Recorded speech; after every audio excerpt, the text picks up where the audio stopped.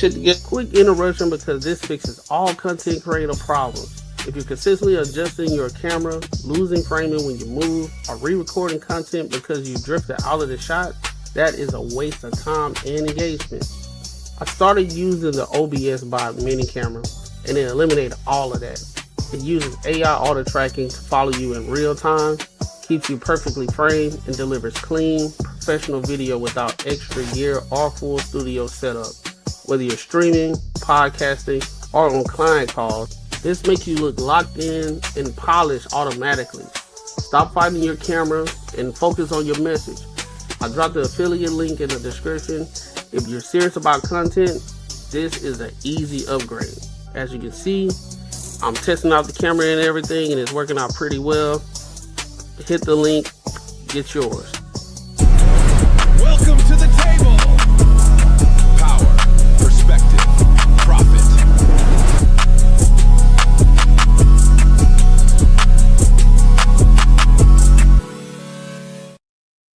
What up, what up, what up? Welcome to another show, one of the dopest shows on YouTube where we talk about everything under the sun as long as we get back to the money, real conversations, and real solutions. I'm your host, Courtney Egger, and I got my co-host with me, Marcus Courtney and Macaroni Tony. What's good with it, fellas? Yo, what's poppin'? Chilling, you know what I'm saying? Another Tuesday. It's been a hot little second, you know what I mean? You know what I'm saying? Yeah. You know what I'm saying? We missed Friday, and that was on, you know, so that was on me. But more so, other things popped up, so it's all gravy, it's all good. But we back, but don't worry about it, my people. We double back. We doing double back Fridays, so don't even trip. We gonna make up for it. Don't even trip. Yes, sir. Oh yeah, man. But before we got some topics to cover today. We got quite a bit to cover today, and I think a lot of it gonna be controversial. So what we gonna do, we gonna get the main topic out of the way first. But before we get there, make sure you like, comment, and subscribe for the algorithm, and make sure you hit bell notification. So that way you'll know when we go live, you'll know when the next uploads are, and so that way you can just be here on time and come kick it with your people. All right. So with that being said, I want to go ahead and get into these topics for today. Now, everybody, I guess you could say the past month or so, Jay-Z has been in the media. He came back with the freestyle, then after the freestyle, Buddy done cut his dreads. Then he had a whole concert, he had a whole show at the Yankee Stadium. Now that's an entire situation because they had to get refunded due to some difficulties. And on top of that, Pharrell had some things to say. He was telling Jay-Z, hey, listen, I need you to kill him. Who he was talking about? I don't know. But here are the gripes of some of the people, and then we're going to give our thoughts and our opinions. All right? So let's go ahead and rock. So I'm doing this review for this shitty ass concert at Yankee Stadium. I actually thought a concert couldn't be worse than the Cowboy Carter one. But the only thing that was bad with the Cowboy Carter one was the heat. Everything else was out of her control, you know, and the stadium was tiny, but the show was fantastic. It started on time. We got to actually get inside the stadium. We stood outside that damn Yankee Stadium for 5 hours. All the money people paid to see that show, and they had us standing out there in these metal things for hours like cattle. The police officers that was out in front of our door looked like they was 12 years old. They was completely incompetent, spent the whole time on their phone or laughing and talking with each other. Every time we asked them for information about the show or what was going on, they knew nothing at all, didn't know. And it's probably people still standing out there just looking mad disappointed. For this to be Jay-Z's hometown and for Yankee Stadium to go out like this, y'all, That shit was janky on some bootleg poppy store fucking bullshit. I mean, Yankee Stadium need to be ashamed of yourself. That security was raggedy as fucking hell because you only had the New York Police Department running it and they don't know what the fuck they're doing. Okay. I find it hysterical that y'all would get upset somebody said defund the police, because if you are that incompetent and simple, you need to be defunded. I'm telling you, it was just a mess. A whole mess and a fucking embarrassment for Jay-Z. I think that Yankee Stadium and them police need to be ashamed. He done came back here to try to put a show on, put some money in your fucking pocket, and you couldn't even run the security. It was pathetic and ridiculous. Nothing. 4 hours to stand outside. All right, now let me go to this other video so we can get more context on what happened. So this was the scene last night outside Yankee Stadium. Thousands of frustrated fans standing around for hours, waiting to be let into Jay-Z's Extra Innings show, which was supposed to kick off at 8 p.m., but didn't get started until after midnight. Why?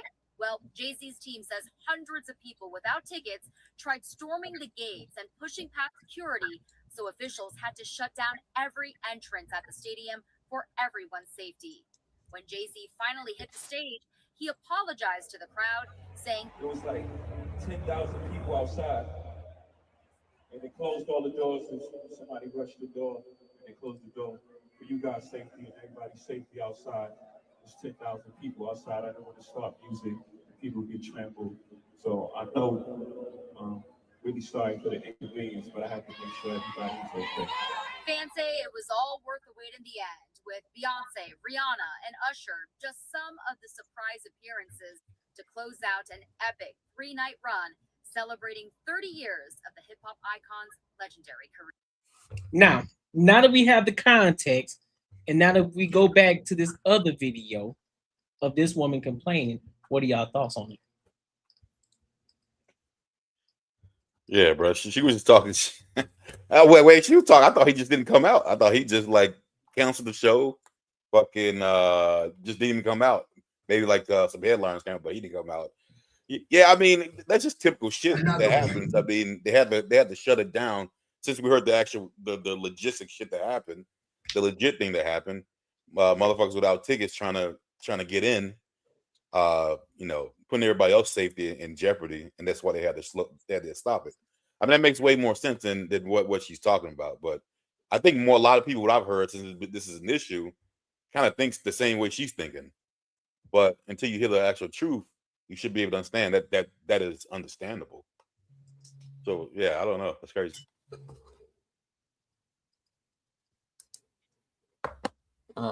Sure. I think both sides right.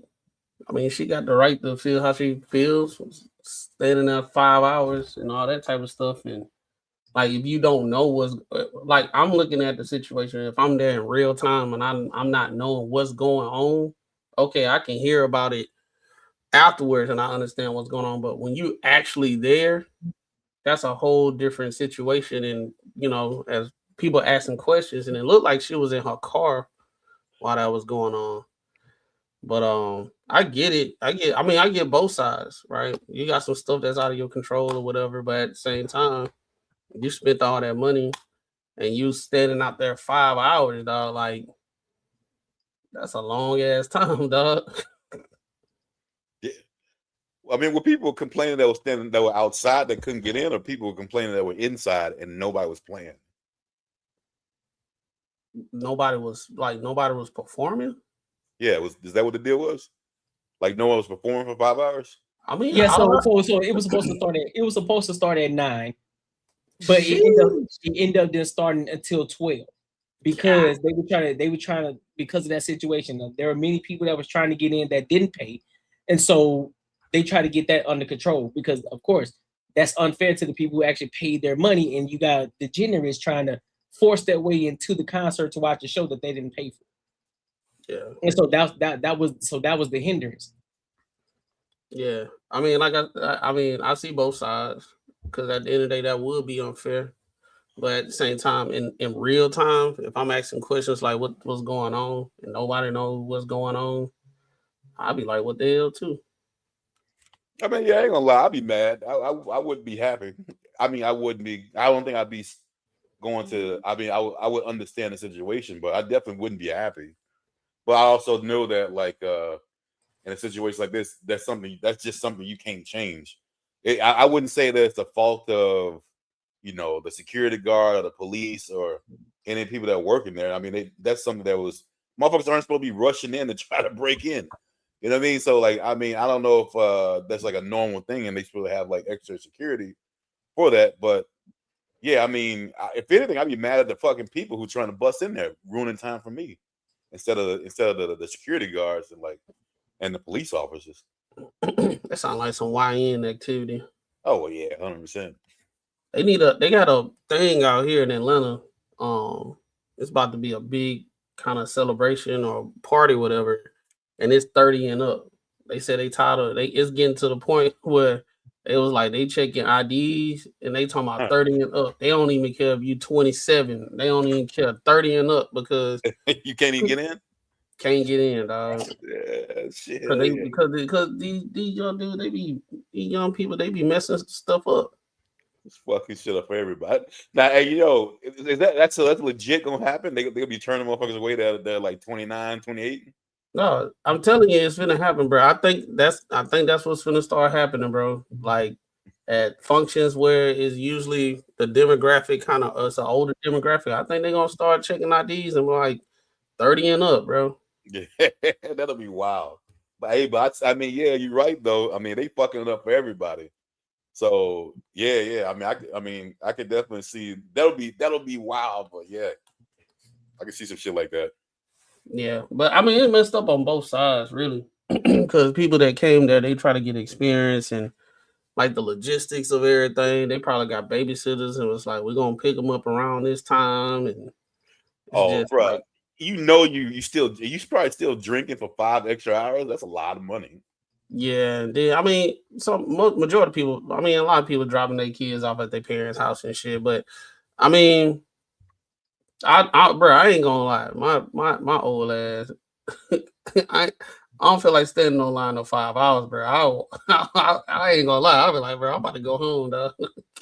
But shit, depending on how much I spit. Like if I spit a good grip, I'll be mad. But I'm like, I'm gonna stick it out. Yeah, I definitely probably wouldn't even went from the get go. But yeah.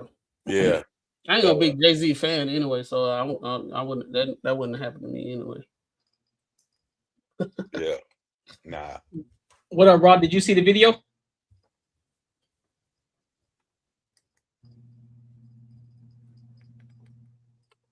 Double C way. Yo. I think you mute, bro. You? Yeah, I can now. Oh, okay, but yeah, I said no. I didn't see it. So do you know about the Jay-Z topic? So there were people complaining about the fact that the show was supposed to start, the concert that Jay-Z had was supposed to start at 9 p.m., but it ended up starting at 12. And a lot of people were complaining. They were asking for refunds, but the reason is because there were individuals that were trying to get into the show that didn't pay. And so the security and, of course, the people of Yankee Stadium, they were trying to get that situation taken care of before they let anybody in. Oh, okay. And so that's why the show started late. And so everybody's still asking for refunds. So what's your thought on that? That's, you pay for your show, you still got your show. If you stayed there and you still enjoyed the show, ain't no refunds. You got what you paid for. Sadly, not everything is gonna go the way it needs to go. We just talked about Cardi B when she was in Atlanta and how somebody disrespected her staff and she was finna just straight up cancel the show that night. There's a lot of moving parts into doing the show, and if some things don't align, then yeah, there's gonna be delays. I had a homegirl, one of my homegirls from Maryland. She was actually at the venue, so I was kind of getting like somewhat live updates from her stories on how things was going. And She was in there. They was mingling. They waiting for people to come out. Show's not starting. Just to get word that there was a couple fights that broke out outside the venue. They trying to break up fights and all this other stuff. So, you know, it was just like a logistical nightmare. To get the show going. But at the same time, you got Jay-Z bringing out Jeezy, bringing out Eminem, Nas. Like it was a grip of people that got brought out. So you paid for one person, but you got a catalog of people. You got 15 plus people. Jermaine Dupri, like a bunch of people, you know, came and performed and helped celebrate what Jay-Z was trying to curate and put together. You got one hell of a show. Ain't no such thing as a fucking refund. So I'm sorry. If you stayed at that venue and you endured and you enjoyed the show, enjoy the show. Sometimes the delay come with it. And that's just that. But refunds, that's just showing that a lot of people still buying shit on the firm, still buying shit that they can't fucking afford in the heat of the moment. And, you know, y'all want y'all cake and eat it too. Hey, they want a refund when they didn't pay with it with a firm, dog. Yeah, nah, you can't come out in traffic twerking on the hood of the car talking about spend that shit and all this other stuff. Then when you done spent that shit and shit ain't go your way, now you want a refund. Spend that shit mean that bread gone. We done charged it to the game. They want a refund. Spend that shit, don't get refunds. Stop that damn layaway fucking energy. They want a refund, but they gotta pay $29.99 a month on that bit. Yeah, nah, fuck that. And they a bitch. I got my ticket. $29.99, baby. Spend that. They finance it for 6 months. No, yeah, exactly. I saw the option of that. Like when I was paying for, I just bought I just bought a rug for my man room, and it's like a big rug. And then I saw the firm, and I was like, "What is this?" And I clicked on it. It was like credit check. I said, "Oh no." This financing. I like financing for something for $100. God damn. So you can finance anything now, bro. No, that's why I didn't know you can finance something that low. Yeah. You can set like, up. Damn. Like you, bro, I look at it like this, bro. Hey, some people not financially responsible, and then you probably got about 5 things that you paying on the firm. You should have went ahead and just bought it. At that point, you paying $29.99 on 5 things. You could have just went ahead and bought that bit. Yeah. Buy that shit. Buy that shit. Buy that shit. Bought that. But any final thoughts on this topic? Yeah, it's a tough situation, bro. I'm like, I don't think they should get like a refund, but I could understand the frustration. Like, I'm pretty sure some people talking about they want a refund, but they stayed there and they enjoyed it. Nah, you can't, just because you was inconvenienced don't mean you get a refund and you sat there and had a whole show. Yeah. Yeah, I mean, yeah, it's always a delay. It's always a delay at a concert. I mean, not 5 hours, but I mean, she so it wasn't 5 hours. She put extra mustard on it, so it was like it was a 3-hour delay. Yeah, rough. Yeah, 3 to 4 hour delay. So it's supposed to start at 9. People got there around about 7, 6.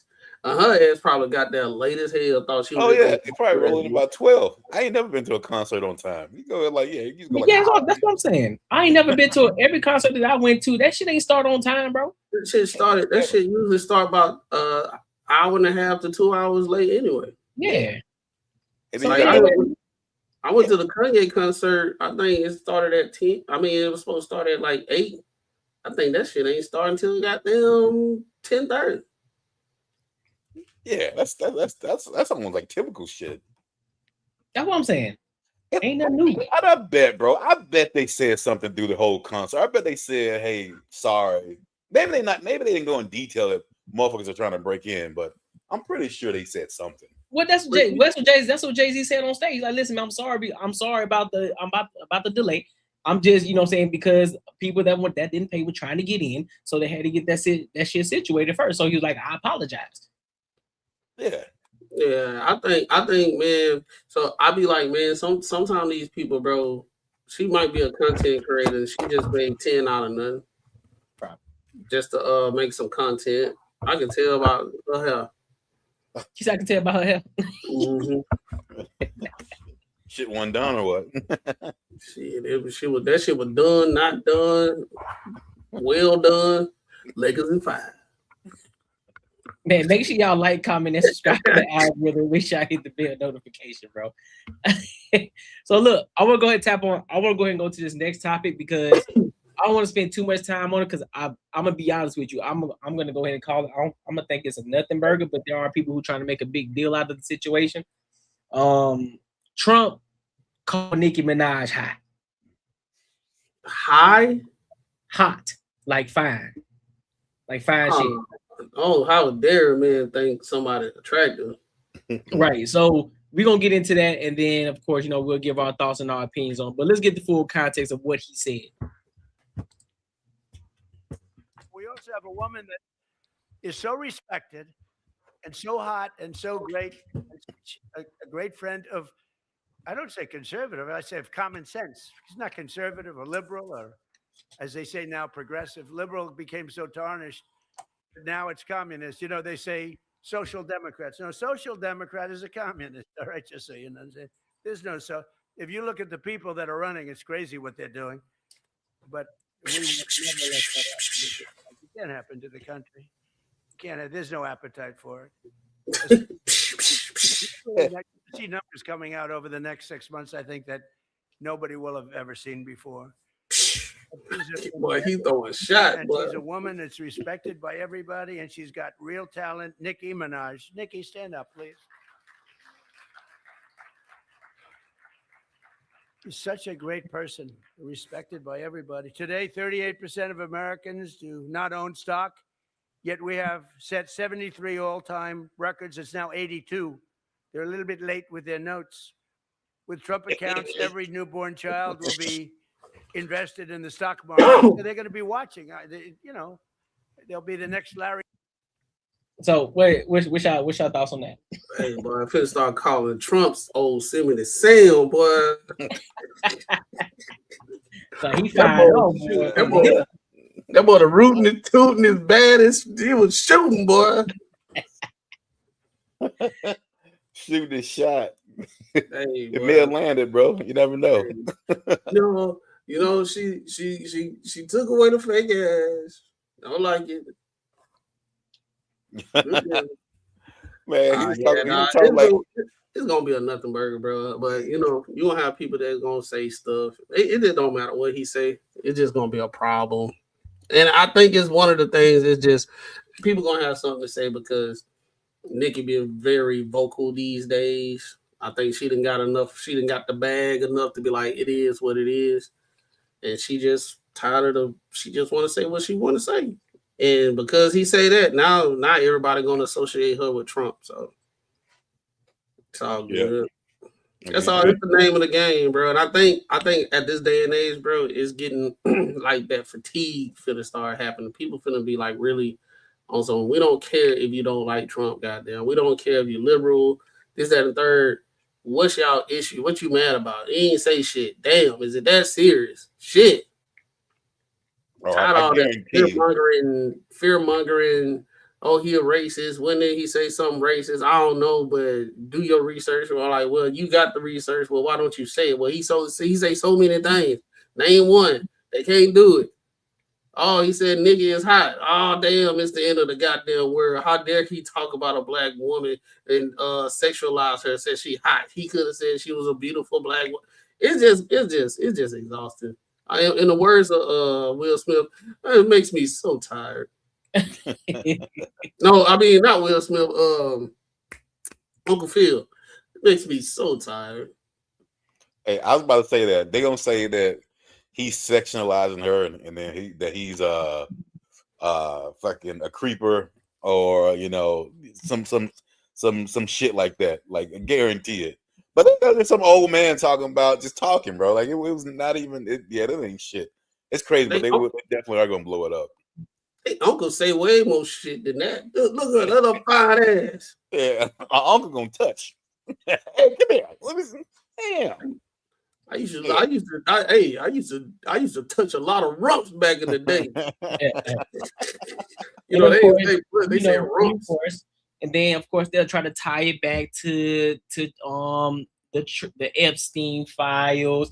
See, he at the sexualizing women. See, I knew he was a part of the PDF files because you see what he did before. Like, here we go. Nicki Minaj, she might be a part of the Epstein. That's why she just started being vocal about stuff. She on Team Trump now.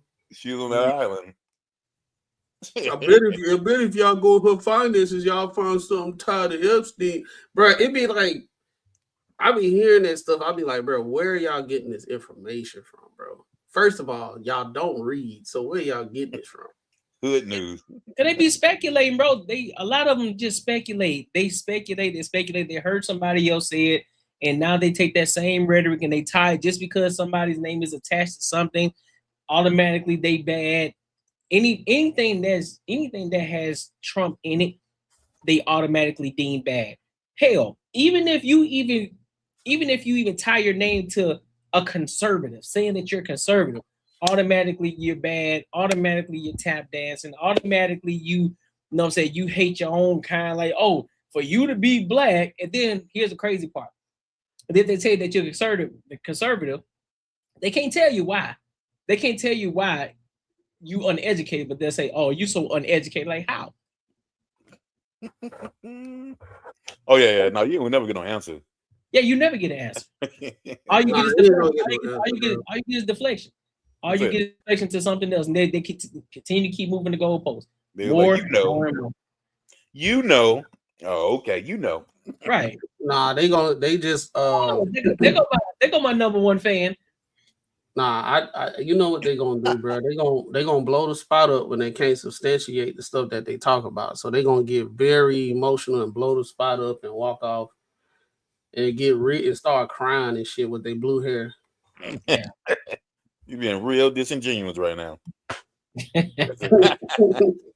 That's all I'm gonna say. They don't have their blue hair. That blue hair. Jeez. They do got a starter kit though. They do have blue hair, you know, a little bit overweight or really skinny. Either one. Bro, they gotta look, bro. That shit crazy. I think, Courtney, you said like in a previous show, like the more you see it, they do have a look. Like, like you know how people that be like back in the day, the people that used to wear they used to play World of Warcraft, they gotta look. Like they gotta look like I bet you play World of Warcraft. Oh, I love it. Like, yeah, I bet you do. It's just like back then. Like even back then, all of them still had an archetype. You knew who the Black Panthers were. You knew who the power to the people were. They always wore froze.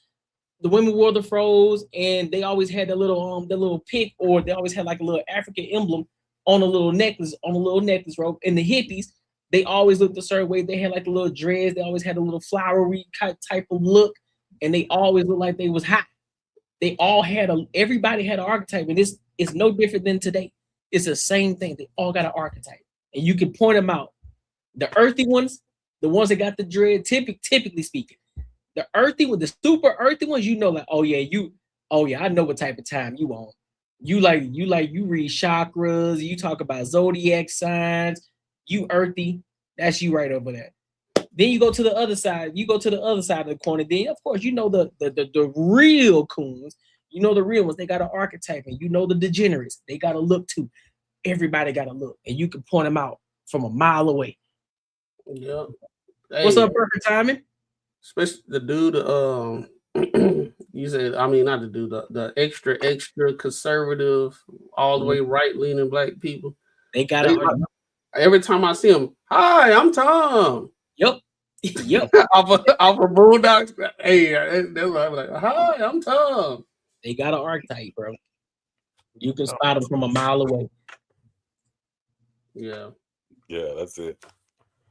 That's what it's gonna be, bro. Unfortunately, I don't think it's gonna be. The only way it's gonna get as big or as much coverage it's gonna get if the View Oh yeah. go over it, and what's the Charlemagne, that show they cover it. Breakfast Club. Yeah, the I can see Breakfast them. Club. I can see them doing it. I can see the View doing it for sure. Yeah, once the View do it, it's over with. They want to sexualize. He's a creepy this, and it's just gonna go to a whole. Sonny Holston gonna have a whole gasket. But her family had slaves. Dude, that is one show that's still on major TV that has crossed some fucking crazy lines, and only because they're women, they still own it. It's crazy. I mean, they have crossed some fucking lines for sure. They can say a lot of. That's the crazy things versus when you have women shows versus men shows, and I don't mean to make this a man versus woman, but the proof is in the pudding.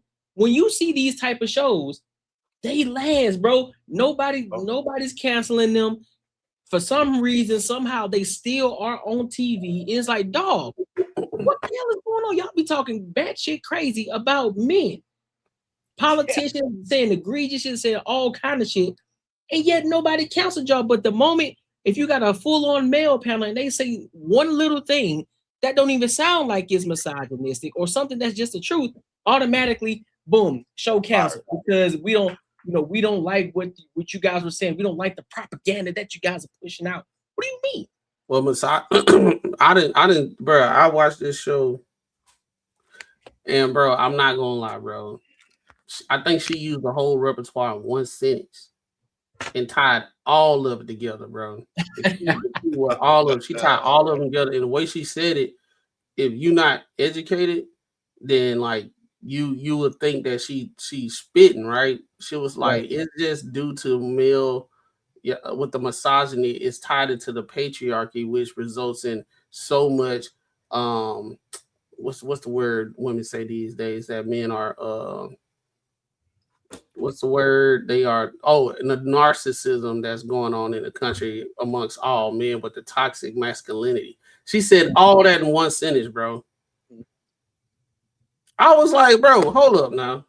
You can't use all of them, man. You got 3 men. That's what Mario. You had 3 men. You only can use 3. And after that game over, she done got a mushroom and got about 5 more men. That's a fact. Dude, like I'm looking this shit up now, but y'all remember like even back when Kelly Osbourne said that shit about like Mexicans, about Trump, about who's gonna clean your toilet? I'm pretty sure she stayed on that show for a while after that. And that was straight up some wild shit she said. And I'm pretty sure she did not get kicked off. My whole thing is I be so like amazed of the talking points that they be having, and they don't even realize how racist they are for real. Yeah. Cause it's like when you hear about immigrants, y'all always go straight to cleaning toilets and farming and hard labor.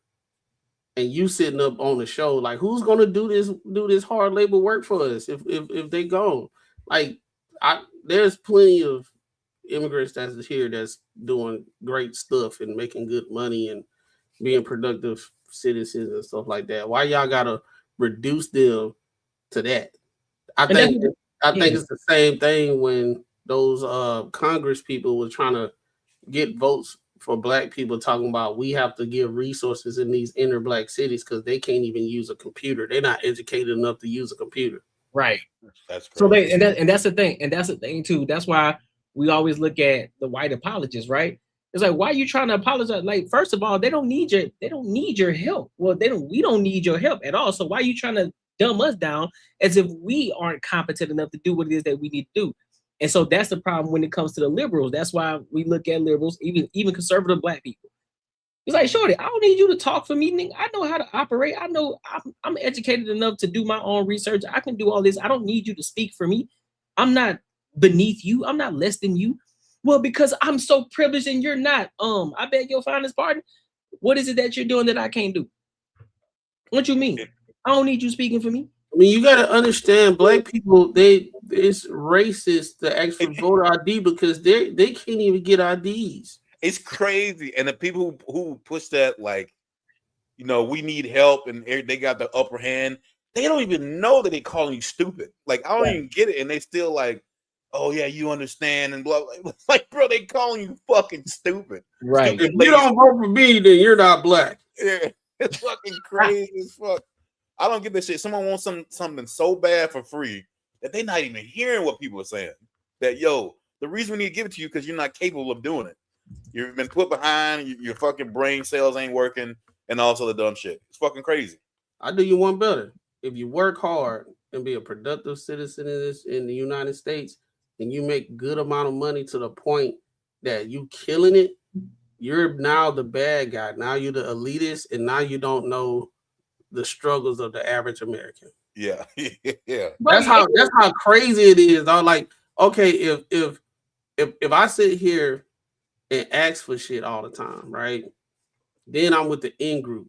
But if I work my ass off, do what I got to do, make the strides, have that lonely season, because you know how it is when you're an entrepreneur and stuff. You got your lonely season because people don't really understand what you're doing. You learn so much stuff, the failure and all that stuff come with it. You learn stuff, and then you take off, and you're making good money, and you're doing this, and now everybody looking at you like, oh, he think he too good. Now here's the thing, though. You always are going to become the enemy when you're doing great things. When you're doing great things, no matter how authentic you are when you did these things, you ain't scammed nobody. You did everything the right way. Some way, somehow, somebody's gonna find a narrative to point and say, "Oh, I wonder how he did that. Or he must have scammed somebody. Or he must be working. Or they must be paying him." Bro, you remember I had somebody say the other day during my live stream, they told me that I was paid to push a narrative. I said, "Who paying me?" I'm like, "Who the fuck paying me to push a narrative?" I'm like, "Bro, I can think on my own, bro." So already, fam, I'm not even famous yet. I'm not even at the point where I want to be yet, and they already creating a narrative saying that somebody paying me to push a narrative. That's beyond me. I'm like, that's right. Because it requires no thinking. It requires no. It don't requires critical thinking. It doesn't require. Well, I'll put it like this: scratch all that, because then they have to look at the mirror and see what they're not doing.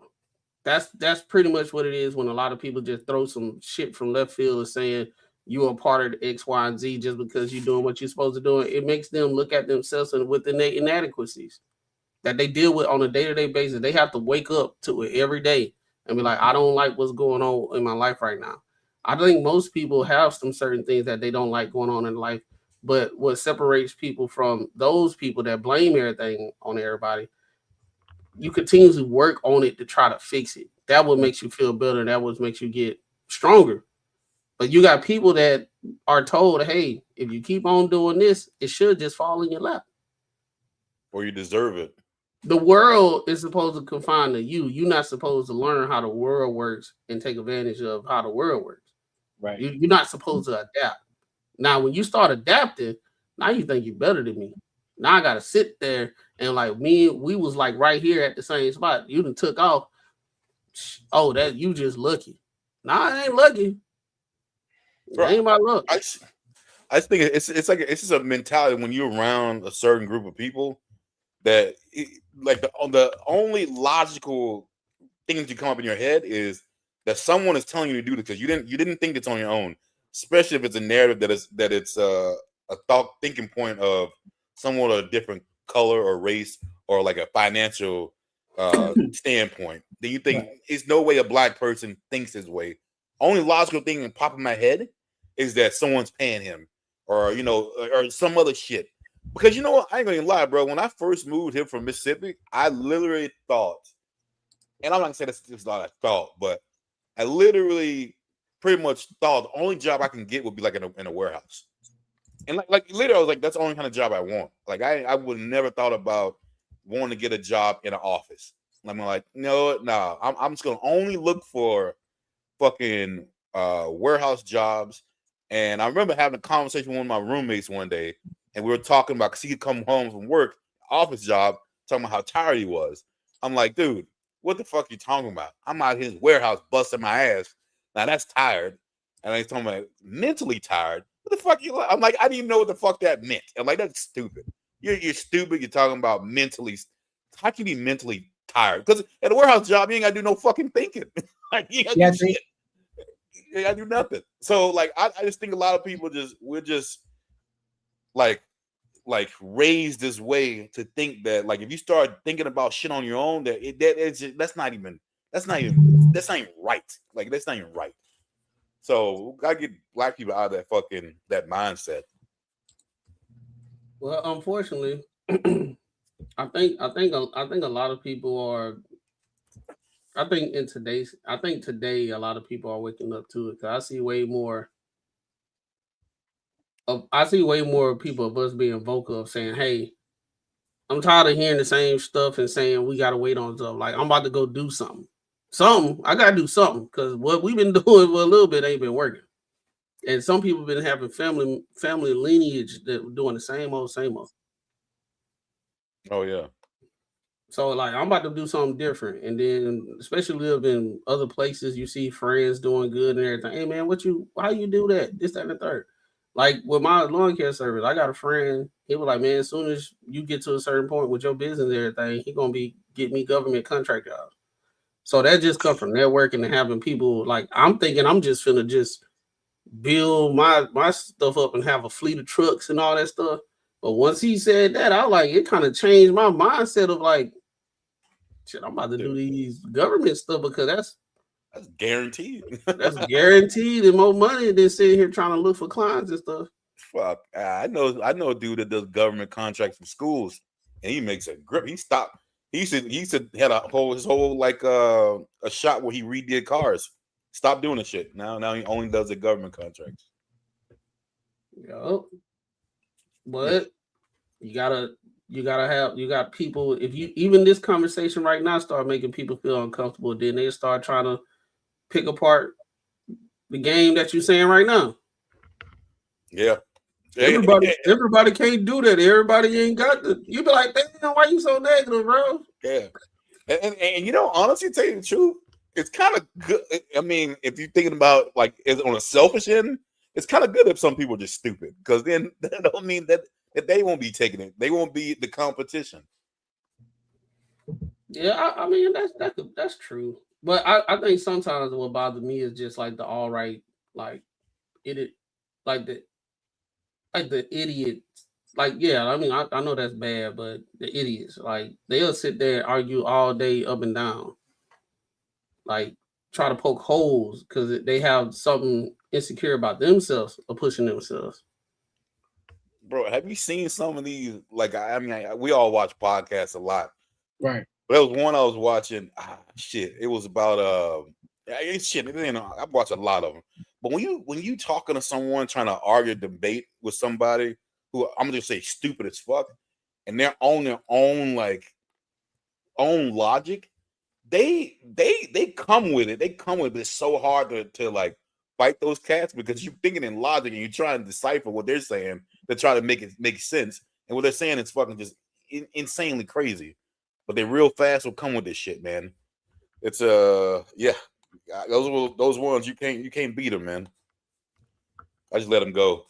Yeah, you can't sit there and argue with fools all day, bro. It's exhausting. Oh yeah, you be stumped. It is. Because, bro, it don't matter how much evidence and how clear you say what you say, how much data back behind it. Even if you be clear, concise, and it's like irrefutable, right? They'll find a way, and it's like, oh my god. And you be like, what, bro? Like who? I'm like, who your mama? Who your mama? Like, what the fuck you just saying? Oh shit! All right, man, you got this one. That's it. Ron, what you got on this, bro? I think we got off the subject. My fault. I'm over here battling technology. You know how that should go. This is just about Trump and him. Nicki Minaj. Well, Trump calling Nicki Minaj hot, and then how everybody's gonna take it in regards to how he's, him just calling her hot. I mean, it's a nothing burger. It's just Anything Trump say, somebody gonna try and sensationalize it because it's a name that drives views and drives emotions and thoughts. But I mean, if you want to call her a baddie, you could call her a baddie. She not ugly, but shit, she ain't non-GMO neither. So it just depends on where you want to slaughter. And that's just that. Like, what y'all want? Y'all want the man to be racist, or you want the man to hype y'all up? Y'all gotta pick a side. Like, one day y'all mad at him because he racist and he ain't rent to people in the 80s and all that. Now y'all mad because he done called a black lady beautiful. I don't know what the fuck y'all want from that man.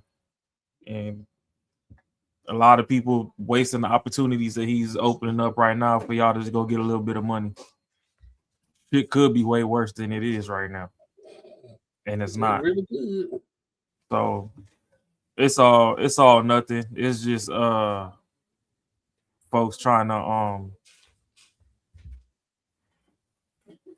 use his name to sensationalize a moment just to get some. It's like clickbait. It's a clickbait point, in my opinion.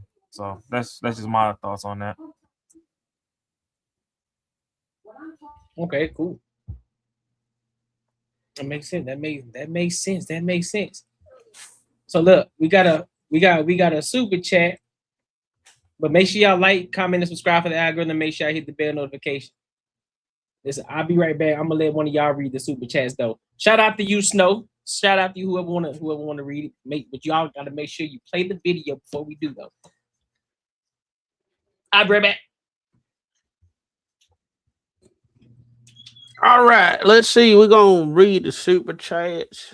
Where I'm starting from? Starting from the beginning, I guess. I think we only had one. Yeah, we only got one super chat, but I think he wants us to read some of the comments that was said. Let's see. All right, we already said that. Salute panel. What's good with it, my boy? Salute. Imagine if they were men. Oh, talking about Sunday hosting and all them. I'm talking about that. Yeah. If they were, they would be canceled. They wouldn't. They would have came out with one episode. Yeah. Y'all are correct. The View is toxic political theater. Yeah, they know what they're doing, man. We already know that's what it is. It is. It's very, very toxic. And anytime they have somebody go up there and they have a difference of opinion, they don't let them talk. They cut them off, and they damn near about to start doing that victim crying shit when instead of just having a conversation. You know what I'm saying? I'm a conservative ninja. Congratulations, my boy.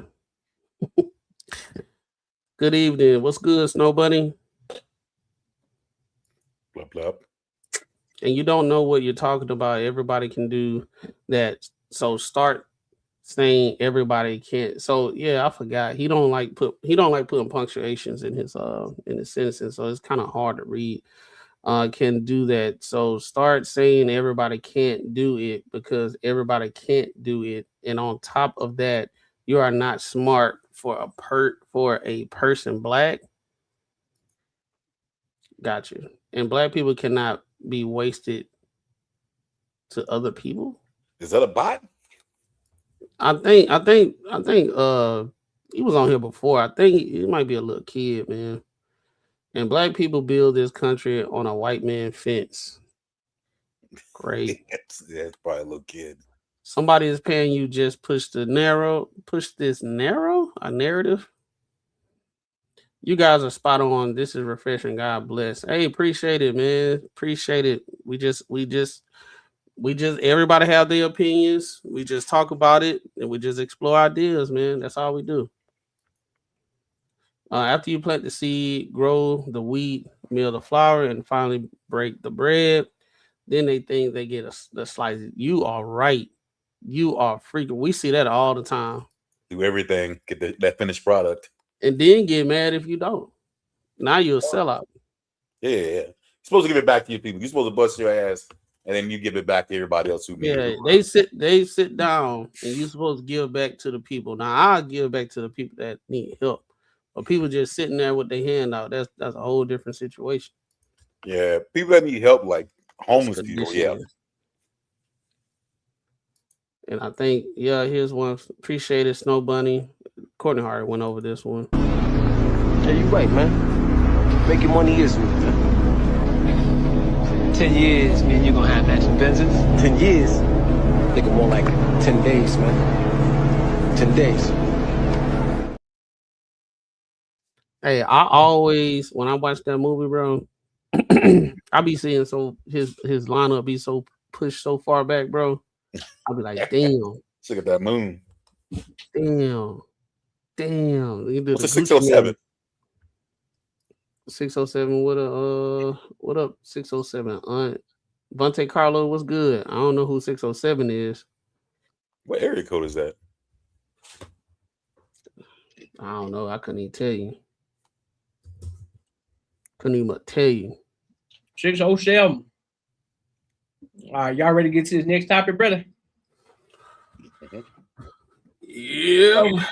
So we talked about, and shout out to Snow for the $2. So we talked about this before, but now Akademiks wants his turn with Daphne Joy. So there's a couple of videos I want to play of them in their date, so to speak, and then we're gonna give our thoughts and opinions. Now, because it's gonna be 3 different videos that I'm gonna play, y'all can tell me to pause or whatever the case may be if y'all got a thought on it. All right, so we're gonna lock into it and then we'll give our thoughts and our opinions. Let's get to it, dog. Even experiencing things like this, where I'm a little basic. I'm not gonna lie. We should go to Paris. Paris? Yeah. Where's your favorite place in Paris?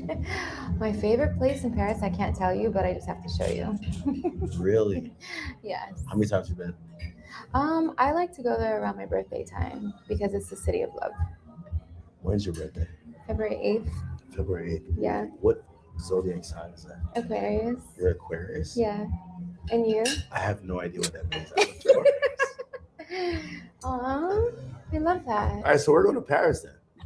Oh my God, let's go. Stop, don't say things. No, I'm serious. Okay. Here's Oh an my important God. question. We would have a ball. Paris is magical, like magical. Is it mandatory jet to Paris, or can we do first class? We can do first class. Really? Because jet is, I'd rather spend that on. Okay. Yeah. All right. Oh, okay. All right. Yeah. I don't know. I'm like, So shopping's free. for some reason, I had you a little bit fucked up. I'm like, yeah, you have to be top of the top, like private jet everywhere. Yeah. It would be nice, but I know how much that costs. So that's like a good. You're a little bit grounded. I like that. Yeah, it's like a good $200,000 just to go to Paris on a jet. Yeah. Shit. Yeah. After that. That's like a quarter. Damn. Man. Hey, you muted. Anything to say so far before I play this next video? Hold on. Hey, this is the chick that hey, what's that? Okay. Hold on. So this is a chick that was 50 Cent's baby mama that has been in shit. Okay, all right. I just want to make sure that I'm caught up. All right. Hey, bro, I just said anytime I hear chicks, icebreaker is about like what's your sign? I totally get interested instantly because I already know what I'm about to deal with. Oh my God, you're Aquarius? Oh my God, I could be lying. I mean, yo, I'm hoping it's just like a skit, but I mean, nah, bro. Nah, I don't know if it's a skit because we got I don't know. We got more of it. I don't think it's a skit, bro. I think he going. It could be both. Two things could be true. Hey, people gonna watch it at the same time, shoot him a shot. He definitely won't turn it down. I can guarantee you that. he won't turn it down. He ain't turn that shit down. No. Y'all don't think he turned it down? No. He ain't turn. If she actually was on board to give it, yeah, he doing it. Yeah, 100%. Boy ain't turning nothing down, my boy. No. Something like, real. So. Have you cheated before? I haven't. No, I'm like. Be honest. No, I haven't. I swear. This is 2026. I feel like these days women maybe not as much as men, but they might have a story or two where they're like, hey, listen, stuff happens. I know. I feel like you have the options are. I'm so in love with my man when I'm in love with him. Like cheating, I don't even like. It's not even like I'm so obsessed. Like I'm like on his. All right, hold up. All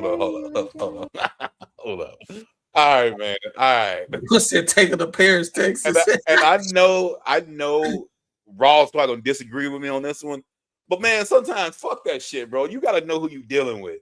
It ain't no fucking way that this chick, she's an OF model, fucking that I would ever believe that shit that she ain't never fucked somebody else while she's fucking some other dude. Man, I would never. She an OF model. Yeah. Oh yeah, she. Come on, man. Like I wouldn't even. There'd be no way in hell I would even believe that. I'm like, just stop talking. Like, I will say this. I will say this. I'm not condoning OF, but I don't necessarily think that they always are cheating because a lot of times they do it solo. So I don't think they're always necessarily fucking somebody else. Or in that aspect. They showing other people. We don't agree with them showing their body and stuff on OF, but I don't think that they're necessarily cheating. That means that they're necessarily cheating. But you know what? Women are so technical that it's like she could have a dude and break up with him one night, fuck somebody else, and next morning, like, we cool, and then she could say, I never cheated on you. You know, like, because they're so fucking technical with shit that, like, and she might be right. She may have set it up so, like, in a way that where technically she didn't do it. So hey, that's the only way I believe another one. There's another one, Marcus. Because the D was bad. That don't count. That don't count. Yeah, that don't count. Oh, she was drunk. Yeah, that didn't count. Oh, she regretted it. She didn't want to have sex with him, and it was short, so she ain't gonna count that either. Yeah, so, that goes all in women logic. So. Yeah, bro. Like, girl mouth is crazy. Like, they got inserted. Like, I never put the memory card in my goddamn PlayStation.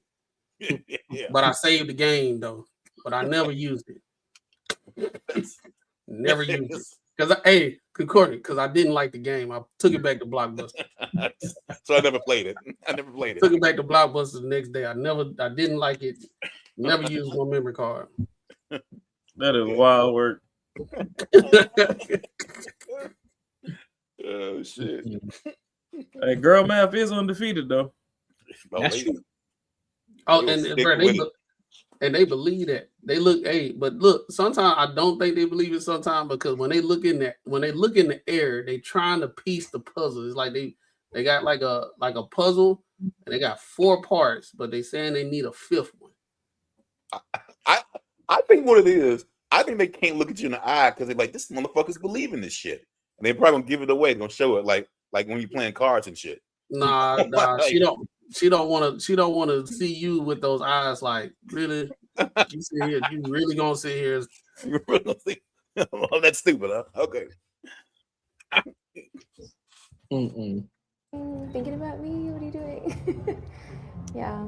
Never cheated. No, I don't even think that's like fun or cool. Pause it one more time, like, and I'm done. That, like, you know, I think I said it in the previous show. Women that do that little accent at the end, no, you can't believe her. She lying. That you know what I'm talking about, Courtney, that little extra on words at the end. No, I can't believe her. No, nah. Well, you're a liar. So, I don't see the benefit in that. So I have a theory. Yeah. This is my theory. These age relationships don't work out because honestly, you cheated before? Your glass says yes. And why? Why? I have not cheated. She's about to get mad. Okay. If I'm gonna cheat, what do we call cheating? We're gonna break up. I'm gonna call for a break. What do we call cheating? Cheating is... Marcus, you called it. Technical. Technicality, we're gonna break up. Technicality, exactly. Hey, I'll be back together. By technicality. Hey, they good at that shit. Having sex, kissing, hugging, meeting up with someone, having sex. All of the above. Do you consider threesome cheating? As far as you and your girlfriend and another girl? Yeah. No, because you're all in a menage a trois. All right, now we got one more video that brings home the cake. I'm someone that people judge and like, but I like someone like I'm really protective about them, and like I was like, no AK slander will be allowed. You know what I mean? And like I don't want to be judged. You know, like I'm someone that people judge immediately, and you know, like so I'm pretty sure you don't want to be treated that way. So yeah, like you're definitely more than that. You know, like you're hilarious, you're funny, you're sweet, and I was just like, I want to get to know the person, not like I'm not new to that. Being judged for, you know what I'm trying to say? No, I completely and I get hate it. it. And I always know when people switch up on me. Yeah. Because of outside influence, and that's really hurtful. So I understand that. I empathize with that. In the last couple of years that I experienced off camera. Yeah. And just it was such a tumultuous time privately, and now I feel like everybody's finally getting in the know of what was happening privately, publicly. So basically, he did all that to get put in the friend zone.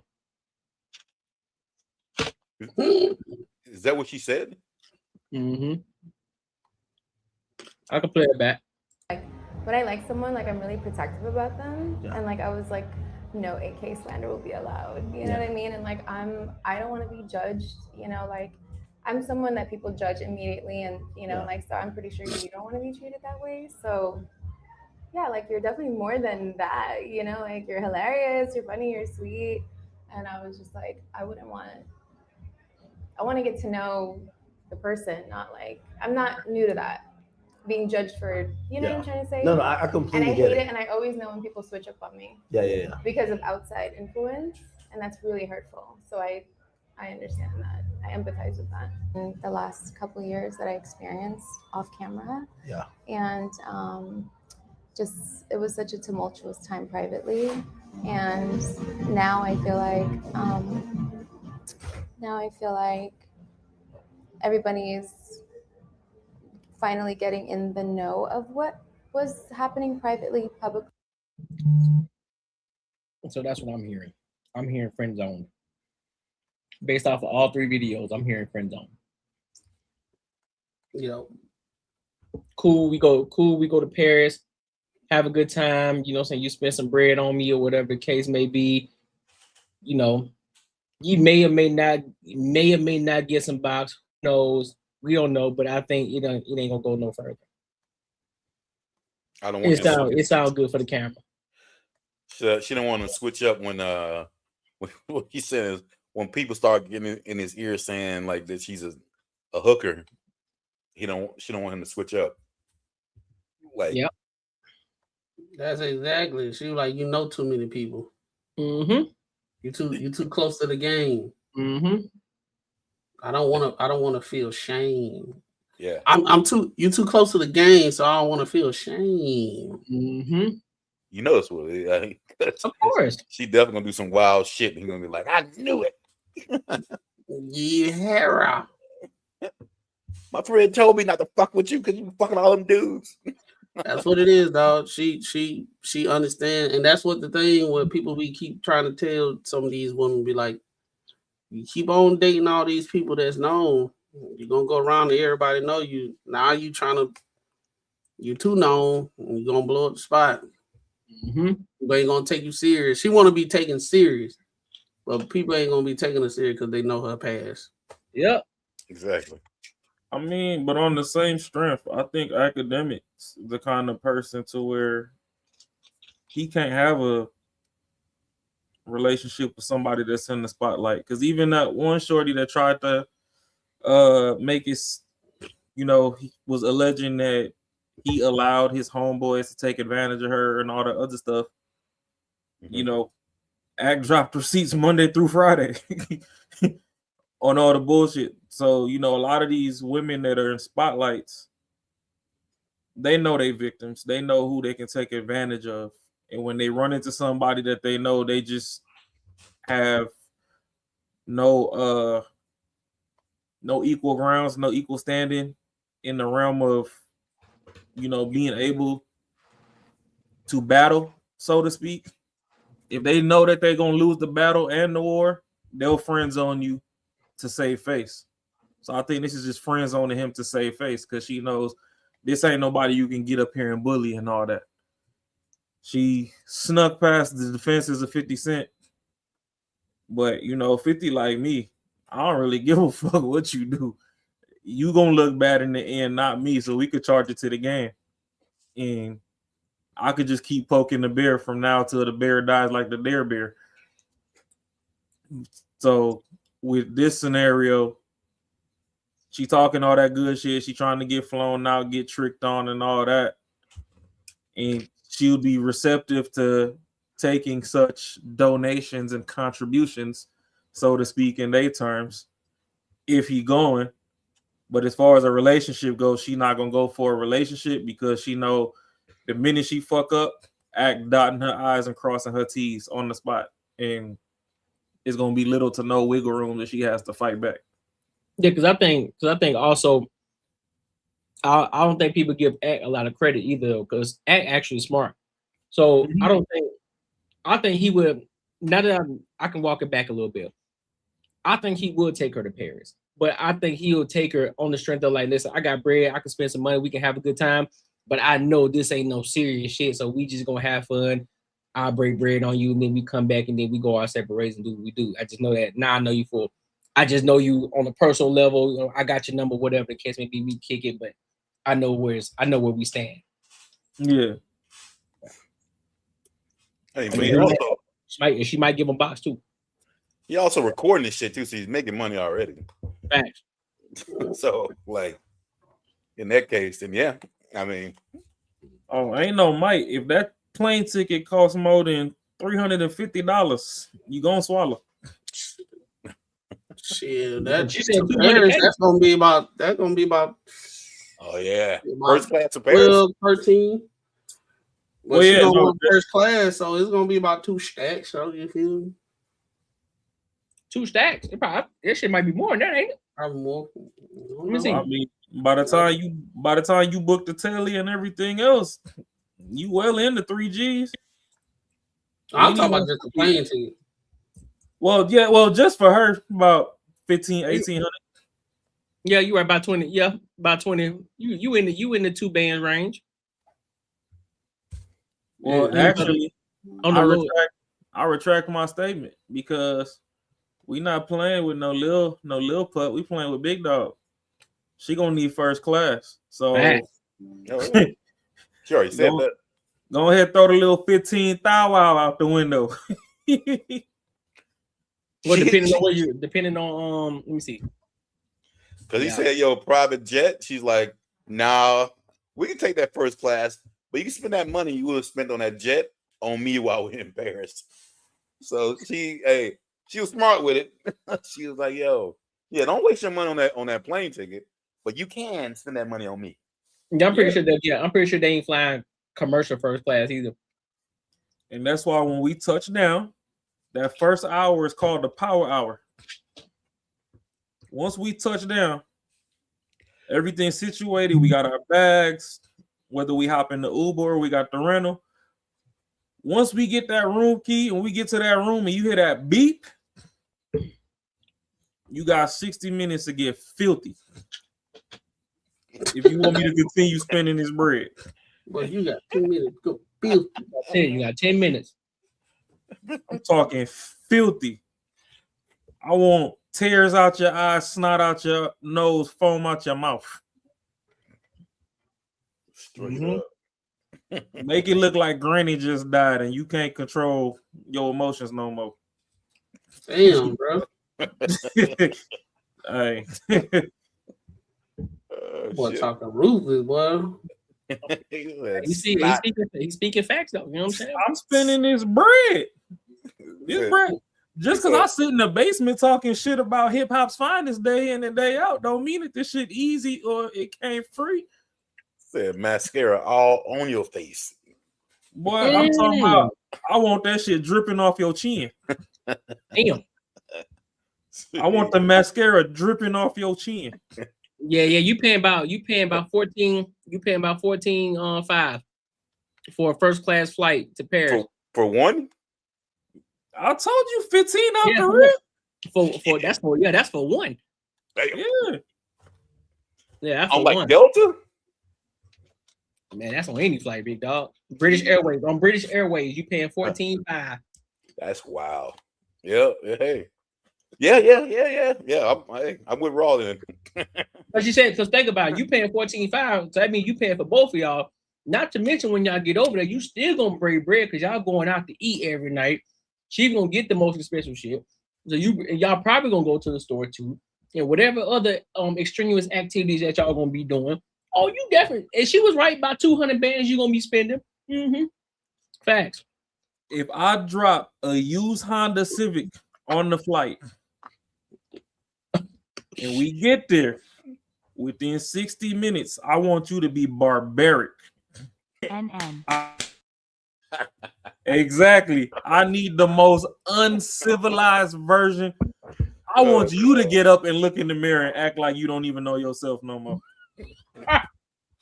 No, 200 bands, bro. It's crazy for like a chick you don't I know just who. I blew a Honda Civic on the flight. You want me to blow a G-Wagon and merchandise? That's why I see motherfuckers be mad. You might fuck around and get admitted while we out here. That's why I see people be mad when they be coming home off these trips. Pissed. They be mad as hell. Shit. Oh yeah, that's why you got all them tricks and stuff on TikTok and stuff now, turning shorties around. Shorty land talking about, oh, I just came to kick it and see the vibe. This is the vibe. This meat is out. Right. Look at this appear. Vibe. Man, you better get out of my face. By the time you leave, I need to change your name in my phone to Houdini Ho, because you make shit disappear. If you ain't with the Houdini, then find your way back. That's facts. I'm with it. That is. That's wild. Yeah. You know how many bitches I could bring to Paris in economy for 15,000? A whole slew. Into the whole slew. A whole slew.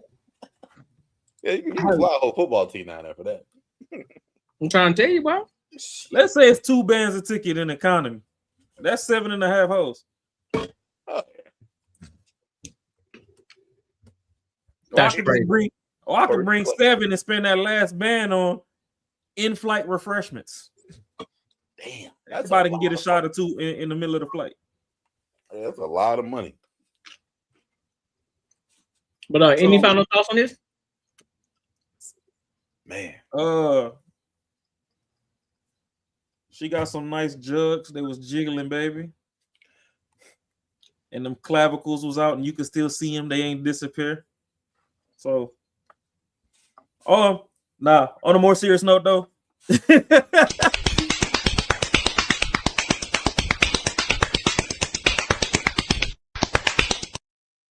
What the fuck?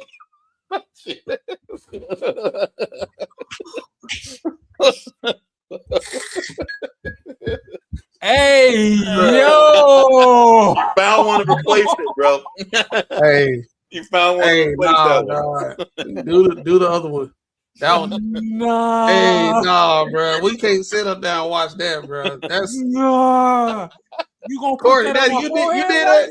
Pause. Corey, where you find that? What side of TikTok you was on? Hey, they had a vein coming out of his face when he when they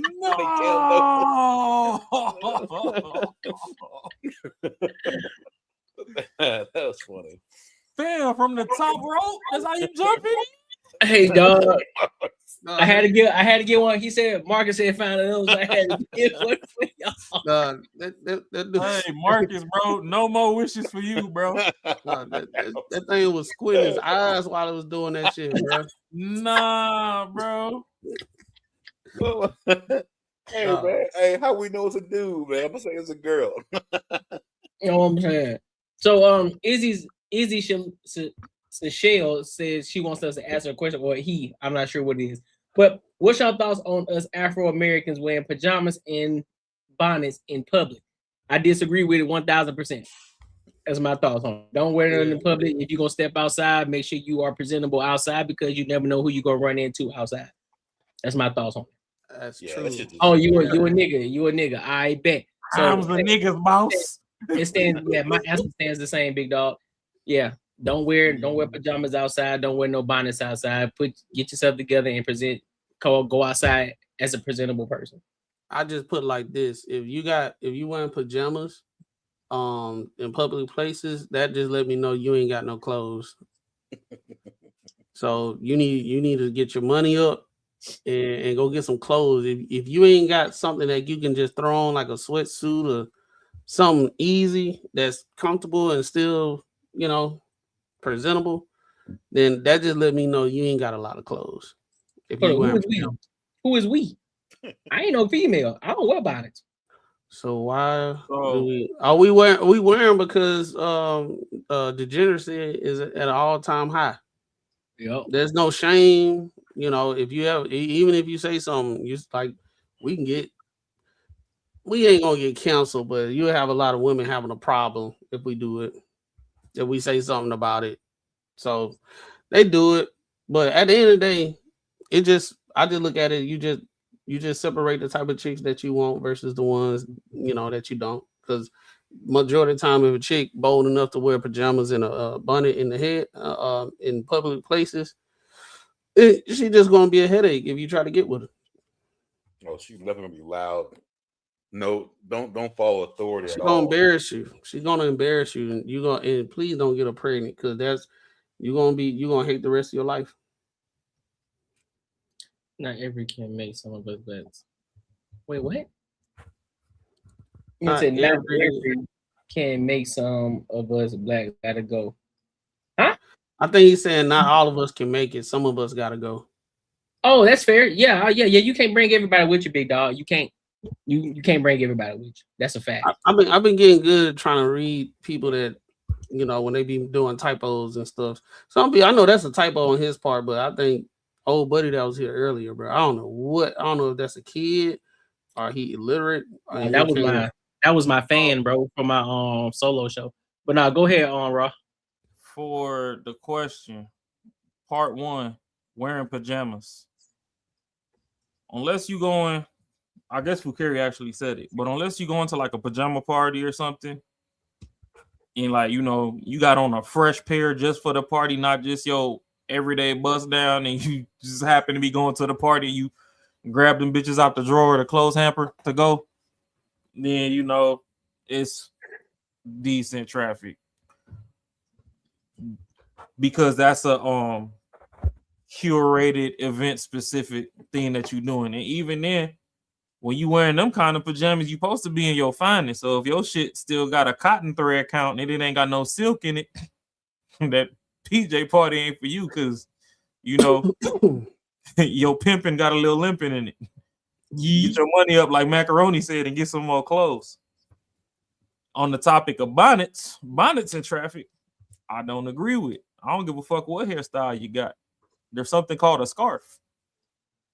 And you can tie a scarf 50 different ways and have 50 different styles. To where, back in the day, women with their straight hair, they used to wrap their hair around and tie it up to go to bed.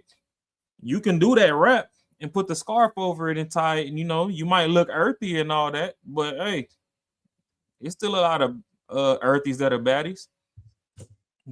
The bonnet is too close to a shower cap to me. And you put a shower cap on to go do what?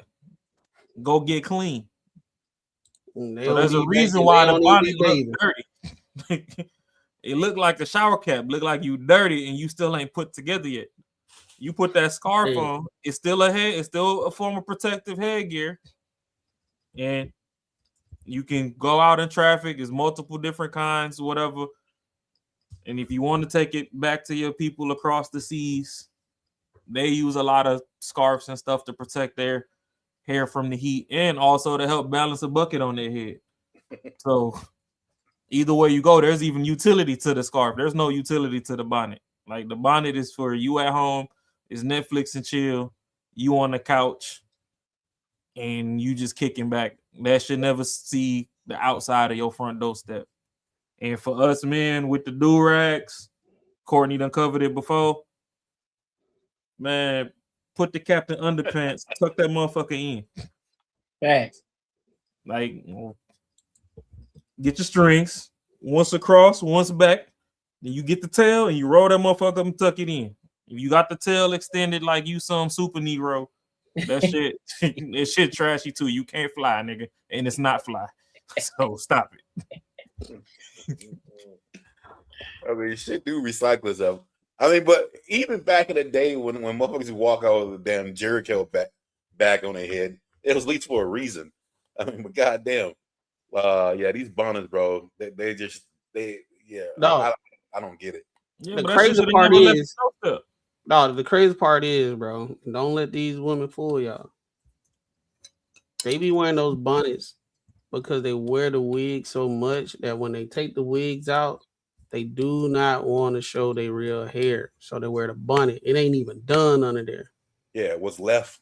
It's just, I'm gonna throw this bonnet on because I've been wearing the fake hair so long that I don't feel comfortable with my real hair out, or I just don't feel like doing something to it to make it presentable. And I heard this quote by this girl. It's this guy that be walking around asking women about their hair and stuff. And one of the girls said, the issue is not with women when they say that they have to wear the bonnets and the weave and everything to protect the hair. She said it'll be better if you understand what your hair is and do the styles that is best for your hair, the type of hair that you have, other than trying to do styles that outside of your hairstyle do. So I was like, oh, that makes sense. You know what I'm saying? That makes sense. But boy, he caught some hell when she said that though. Can't go against sisterhood, dog. He caught some hell because she said that in the girl that was by her, she didn't give the girl that said it hell. But then when he agreed to it and was like, yeah, blah blah blah, boy, that girl got on his ass and he didn't even say nothing worse than what the girl said. To answer your thing, Fukari, if you getting lice, your hair is not unkept to begin with. She said lice? Yeah. She said I can understand on the plane to avoid getting lice. Your hair is unkept to begin with. You're supposed to have your hair oiled. You're supposed to be oils and stuff in your hair. Lice attack dry scalps. They don't like the actual oily environment that your hair is supposed to be in. So if you getting lice off rip, you just don't know how to treat your hair. And that's why people gotta shave bald and go Amber Rose and start back from scratch if they can't get them out, if the infestation gets a little too high. But like I said, there's a million ways to tie a scarf, so there's no excuse for a bonnet. And honestly, if you go back and look at Auntie them pictures, that scarf with that moo combo undefeated. The scarf with the moo, that's like a power ball with the power play on it. I ain't gonna hold you though, Fukari. I ain't gonna hold you. So at one point, you know what I'm saying, y'all know I started off with the braids and shit. And I gotta be honest with you. It ain't that hard. You mean it's too hot? All you gotta do is keep that thing moisturized, keep that thing oil. It ain't that bad. It's actually better. Because I mean, it's hot. If you take care of your hair, whether it's hot or cold, your hair gonna do good. You're gonna do good with your hair regardless. So I think what it is, we got a generation of women that told a generation of women that it's hard to keep your hair up. So that's what's going on right now. So that's the first thing what a lot of women say. Because I hear a bunch of guys that got long hair and do it, they like, it ain't that bad, right? We got the same hair. It's not that bad. And you don't see a whole bunch of dudes when they go out and they be having their braids or long hair or the dreads or whatever. They wear their hair out, and we got the same hair as the women. But the women saying it's hard. So like somebody lying. And I ain't gonna say it's not. It is. I'm not gonna say it's not hard, but it is upkeep that you're gonna have to do, like brushing your teeth, washing your face. You might have to get up a little bit early to prep it or whatever. But that they just want to wake up and walk. No, my hair was, and they weave be smelling like 2 clubs of yesterday. I think Fukari forgot she's talking to 4 black dudes, black people. She probably used to talking to white people. That should apply. Oh, yeah. too hot, huh? Oh, hey, I understand. I understand you, girl. Yeah, I had that girl. You fro. talk to black people. Yeah, I had thick hair. I had thick hair too when I had the fro, and I had to wear it out. Yeah, I know how to give. I still took care of it though. I just adapted. Like, you know what? I just gotta get my shit braided sooner, a lot faster than just letting this fro rock out. Ain't no need to wear the bonnet. Facts. Better throw a hat on. Unless you Miss Parker and you live in the apartments in that little yeah that you want to fucking come throw kibasa down your hallway, walking past the mailbox, and you just want to throw and show him them thunder buns with the bonnet on, because you're really trying to get him to follow you back inside your establishment. The bonnet and the PJs need to stay inside the establishment. Like, even to check the mail. I forgot what culture it is. Man, don't get me up here misquoting shit. I don't know if it's Serbians. I think it's one of Eastern Europeans. There was a documentary I had tripped up across a couple years ago. And all those women are trained that the minute 10 toes touch the floor out of bed, bitches need to be made up from the soles of their feet to the crown of their head. Mm-hmm. So I'm talking about before shorty even leave the room to cook breakfast, if makeup's their thing, the face is beat. They got elite threads on. They might not leave the house and got a damn 3-piece business casual suit on. You know what I mean? They go check the mail in heels. Like, you just, unless it's time to go to bed, you never see them dressed down. If more people could have learned to adopt even half of that standard, I think we'd be in a better place. Shit, some people don't even answer some women don't even answer the door. You know, sometimes shorties be chilling without they bra at the crib. Yeah. They won't even answer the door if they ain't got a bra on. Like, nah, I ain't got no bra on, so I ain't finna answer the door. I'm good. Yep. So you gotta answer the door. Like, I ain't got the right shirt on, so I ain't gonna open the door. So they'll just let that person just sit there regardless of what it is. Like, nah, I ain't opening that door. So it's just, I think it's just what I honestly think it is. I'm gonna be honest with you, and this is not a shot at you or nothing like that, Fukari, because we know you were just asking the question. But I think what's going on today is that a lot of these women don't know how to do their hair. They don't know how to take care of their hair, so they make the excuse of, well, this wig or this weave is to protect my hair. Well, no, that's not a protective style. Protective style is to braid your hair. That's a protective style to maintain your hair, maintain your scalp. And so you just take care of the scalp, you oil it and do things, and you put your scarf and things on it throughout when you're chilling at home. But when you go out in these streets, you take that junk off and then you just rock it how you rock it. And so that's the main thing. They just don't know how to take care of their hair the proper way. And on top of that, they're just lazy. They don't want to learn. And so that's the bigger issue. Because I think a lot of it went wrong too. What's that? All the mulattoes. You got a lot of white women that like black schlong, and when that motherfucker busts all in there, they don't know how to handle the hair that come with the repercussions of their actions. Yep. And they literally don't do anything. And you know, I love our white counterparts, but some of them motherfuckers don't own a brush or a comb. Facts. Like, I don't understand how genetically you have some of the straightest hair on the planet and y'all should still be nappy, frizzy, burnt out ends in the third. Because they don't know how to take care of their hair either. Yeah, no, but that's the thing. Like, they do. Then y'all go mix with ethnic hair. Oh my God, I love their hair. It's so kinky and curly, and I love the coils. Bitch, you don't know how to handle the coils. Stop having the kids. You traumatizing the people that you creating. So I just, that's another thing that needs to be studied. And in 2026, I can't sell nobody no excuse of not knowing how to do shit. You got the internet at your fingertips and technology is at an all-time high. I'm pretty sure you could probably get a fucking hot iron nowadays that you can tell Claude, that macaroni best friend, on Chat GPT to fucking straighten your hair. And it'll do it. It ain't like back in the day when the motherfucker had to start a coal fire and you had to start a coal fire and put the hot comb on that motherfucker till it was cherry red, then take it off and blow that bitch off in the wind until the steam stopped coming off that motherfucker just to get 2-3 strokes. Have to put it right back on top of the fire. Them days is gone. So what do you mean you don't know how to do your hair? You know how to suck dick. Learn how to do something. Because they lazy. It just go back to being lazy.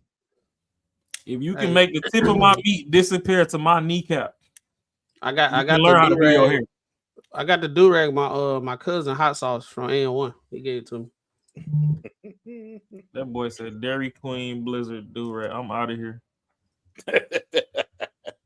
Y'all come on now, dog. Silky on.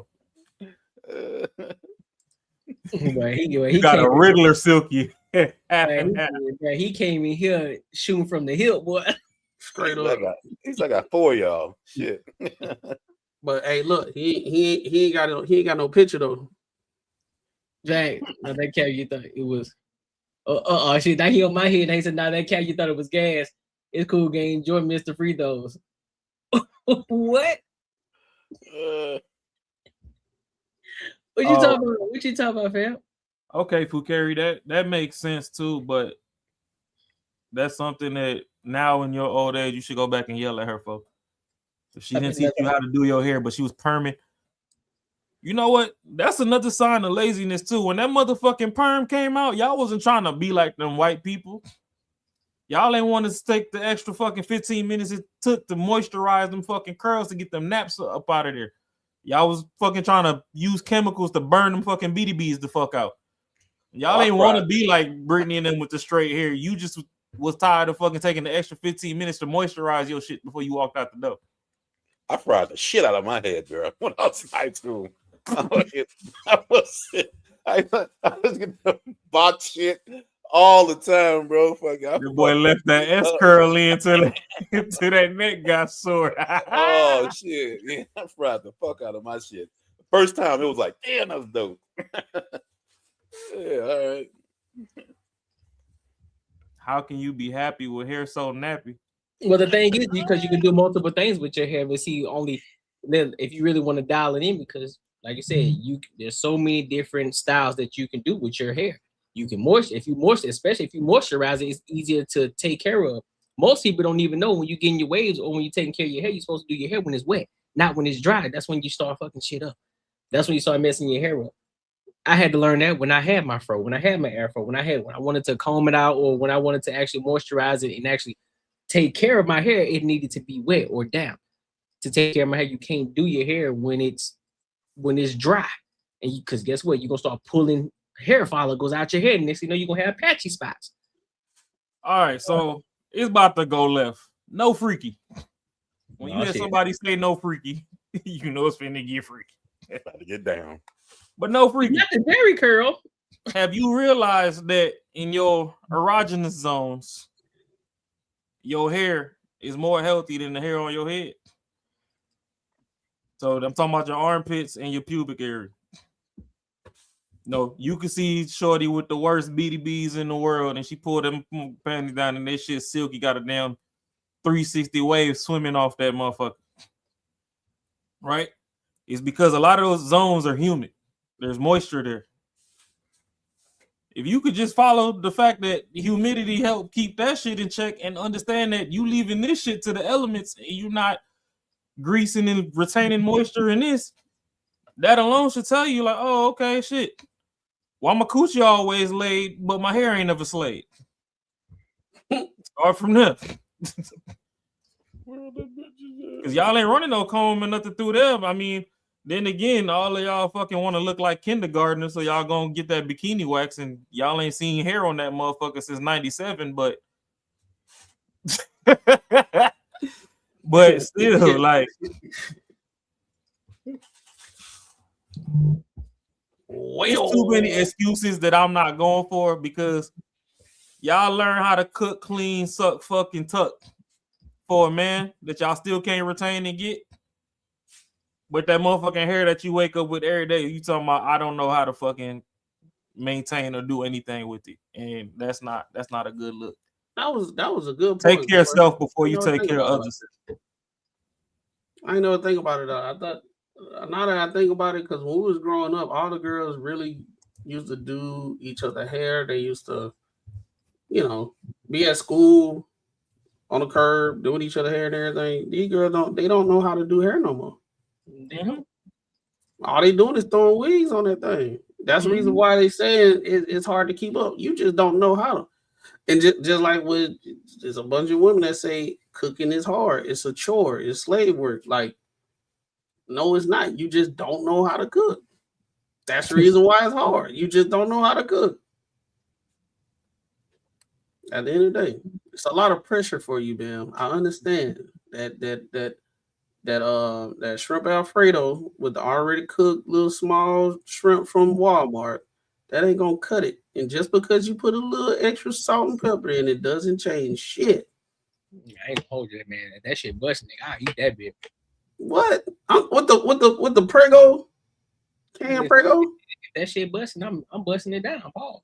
Nah. Man, egregious work. Nigga, I'm busting that, man. If that shit good, nigga, it's not even hard to make the sauce. That ain't the point.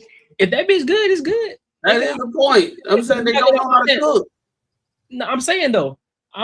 Here's what I'm saying though. You gonna eat that spaghetti and that Alfredo every Tuesday and Wednesday? Facts. Boy, hell no. I'm gonna tell that shit out the frame. That shit, listen, bro. Listen, I'm gonna keep it P, because I already know everybody ain't cooking shit from scratch. Even when I was growing up, everything wasn't cooked from scratch. Sometimes, hey, I need that quick meal. I'm hungry than the bitch. I ain't got time to be waiting. I'm hungry now. Sometimes I'm talking about they don't know how to cook at all.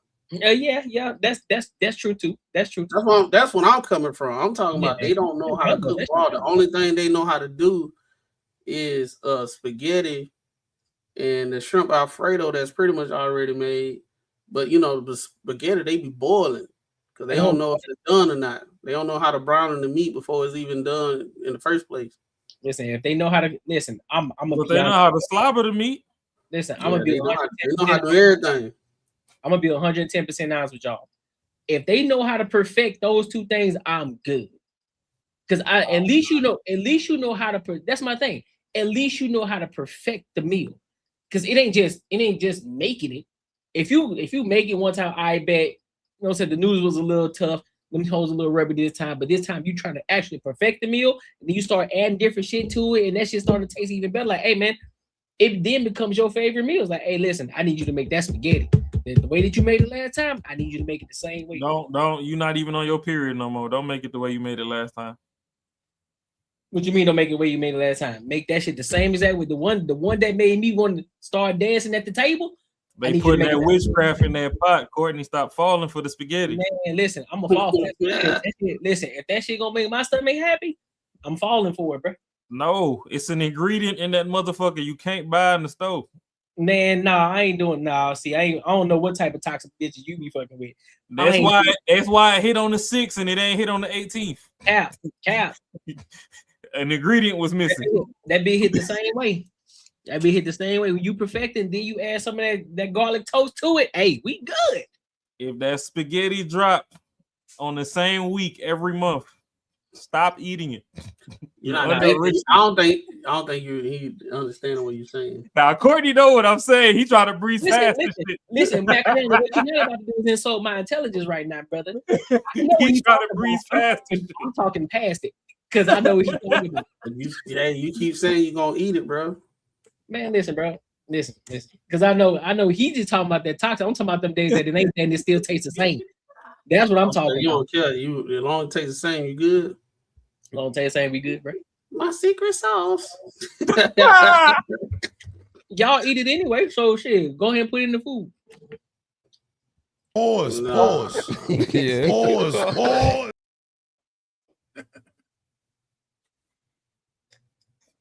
It muted.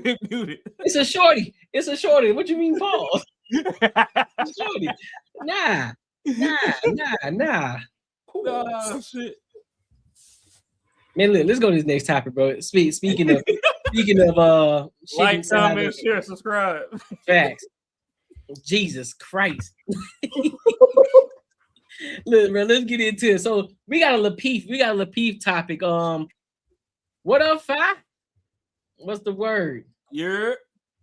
So look, we got Jennifer Lewis on. Well, she ain't necessarily on this channel, but Boheme, she has some things to say in regards to what Jennifer Lewis said, and she's on the side of her because Jennifer Lewis said that 63 bodies is what she has in her life, in her entire lifetime.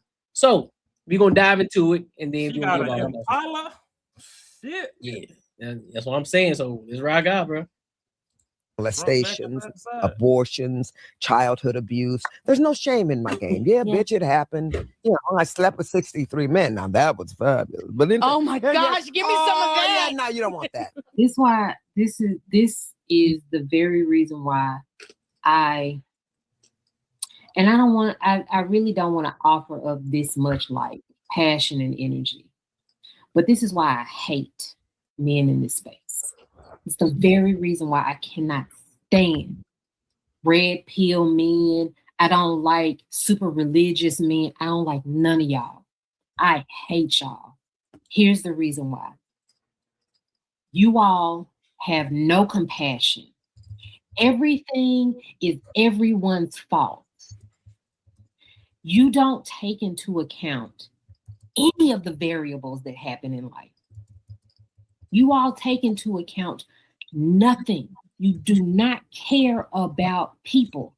You also are so unread and illiterate. Y'all don't comprehend a fuck thing. And the thing that I hate about men in particular, men as a sex, is that your brains think in one line. You can't think of anything. You don't. And then you don't find value in women who can offer you that different perspective. You call us stupid and you dismiss us when we offer you different perspectives. And that's what the fuck I be doing here. That lady was born in 1957. She literally came out of the free love era. So 63 men ain't shit for people that were born back then. That ain't nothing. Them people slept with hundreds of people. What the fuck are you talking about? So you all saying that she's the average woman. No, the fuck she's not. Because we're not in the free love era.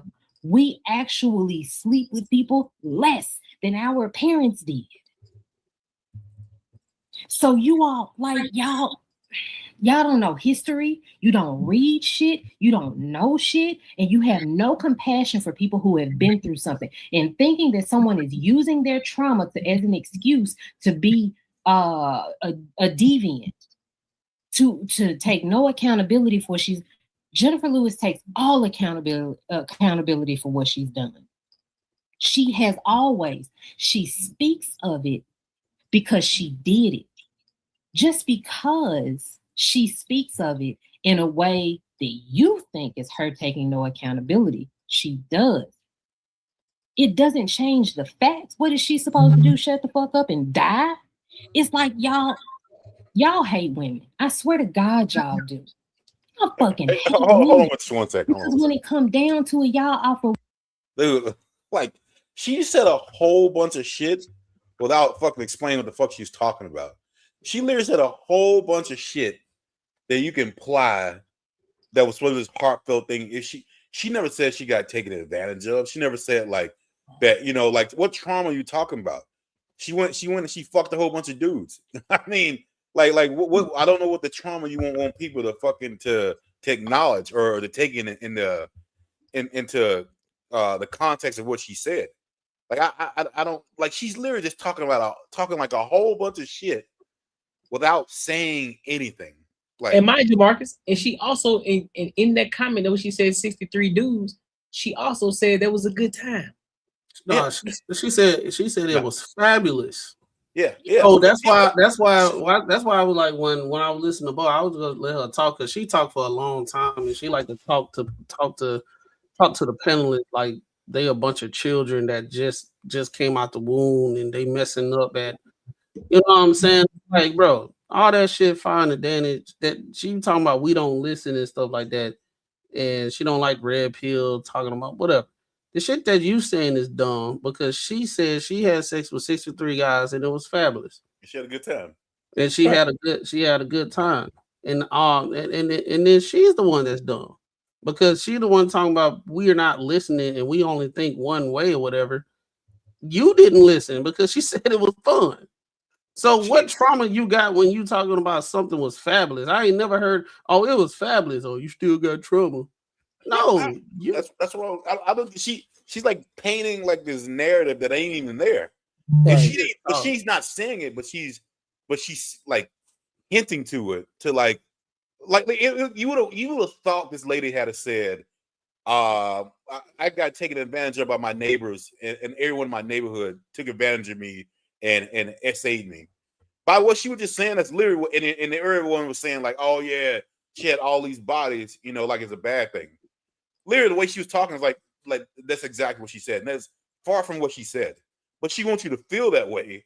You should feel that way because she's saying that she got so many bodies. Like, I don't even understand. She no, bro. Heard the context. And then she's sitting here talking about we don't know history and all that type of stuff. We're talking about that was the free love movement. We got a whole slut walk. We got the whole sexual liberation. We got body count don't matter, no shame, no nothing like that that's going on right now. You got women right there saying that body count don't matter. We just not too long ago, well, probably a couple months ago, went on we reviewed a video where a chick said she went on the spree and smashed 5 guys right after her divorce. And then we had somebody on here saying that there's nothing wrong with that. She'll be okay. But hold on. But what she was talking about, I'm pretty sure it was the 60s and the 70s with the hippies and shit. Wasn't everybody getting AIDS and fucking and dying and shit? It was a whole bunch. It was a whole bunch of stuff. But you got women out here like you just had some women out. This woman, she smashed like 1,000 guys in one day. Oh yeah, I saw that shit. Yeah, Honey Blue. No, you got women. You got women that's on OnlyFans. It wasn't OnlyFans back then. Now you got women on OnlyFans getting cracked every dropping. Got new drops of tapes every goddamn week. It's not like the porn industry back in the day, corn industry back in the day, where they was getting paperwork and all that type of stuff, and they had to meet because they had the production and all that stuff. They got their own phone and they getting it cracking on a free skill sometime. On Twitter and stuff, you know what I'm saying? So it's totally different. So I hate this. So I think the issue is where you got somebody like her. I do believe she's green, and every time when she be having conversations, she always coming from an aspect of her experience, and she cannot fathom what's out here for real.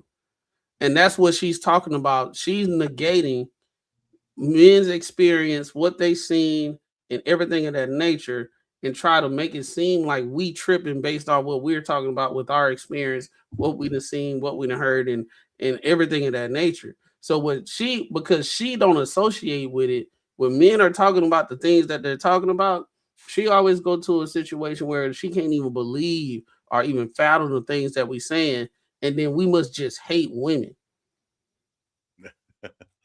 That's the dumbest. And then for her to be, her mom was a scholar and all that type of stuff. For her to be sitting here trying to do a whole TED talk and tell us about ourselves, she's not even hitting on not one point. She just throwing shit out her ass, literally, just to say some shit. Like the thing about it is when everybody, I saw this one, when everybody was saying what they were saying, they were just having a regular conversation based on what she's saying, right? She got on here and then just went and said a whole bunch of shit that ain't nobody said. It definitely didn't match up. But the thing is what is it just and this is what men be talking about. When men be talking about women out here be moving like hoes and everything, and your grandma was a hoe, and then your auntie was moving like a hoe, and your mom was a hoe, and it get passed on. This the shit that we be talking about. But women always want to look for a situation that have some kind of seeking some kind of understanding of the whole shit they be doing. That's what I'm saying. Like is that supposed to make it right if your grandma was doing it and your mama was doing it and her mama was doing it?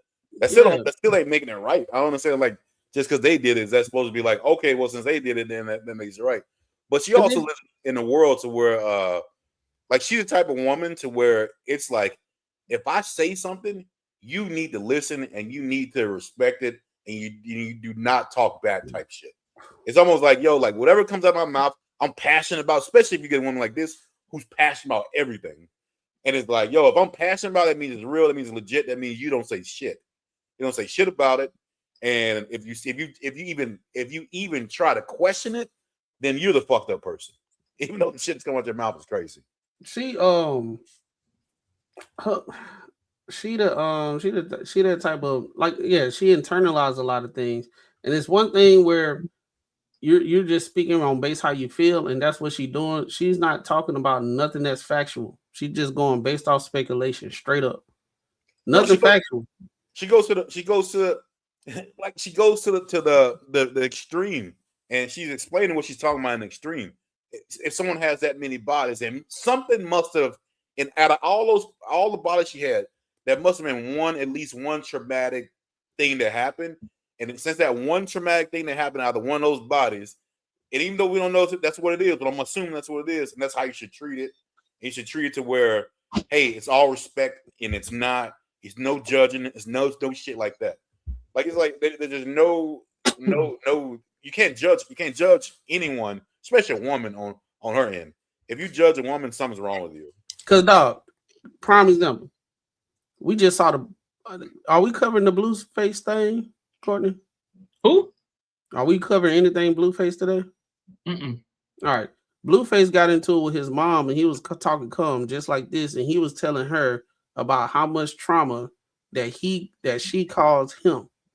So they're talking about it, and he was talking about how you was in physical things with the men you used to bring around. She had a sugar daddy that she was bringing around, a whole bunch of stuff, bro. It was like he was just trying to tell her all the trauma and everything. You literally had women in the comments talking about that's still your mama. She did the best that she could. There was no understanding on this man's part.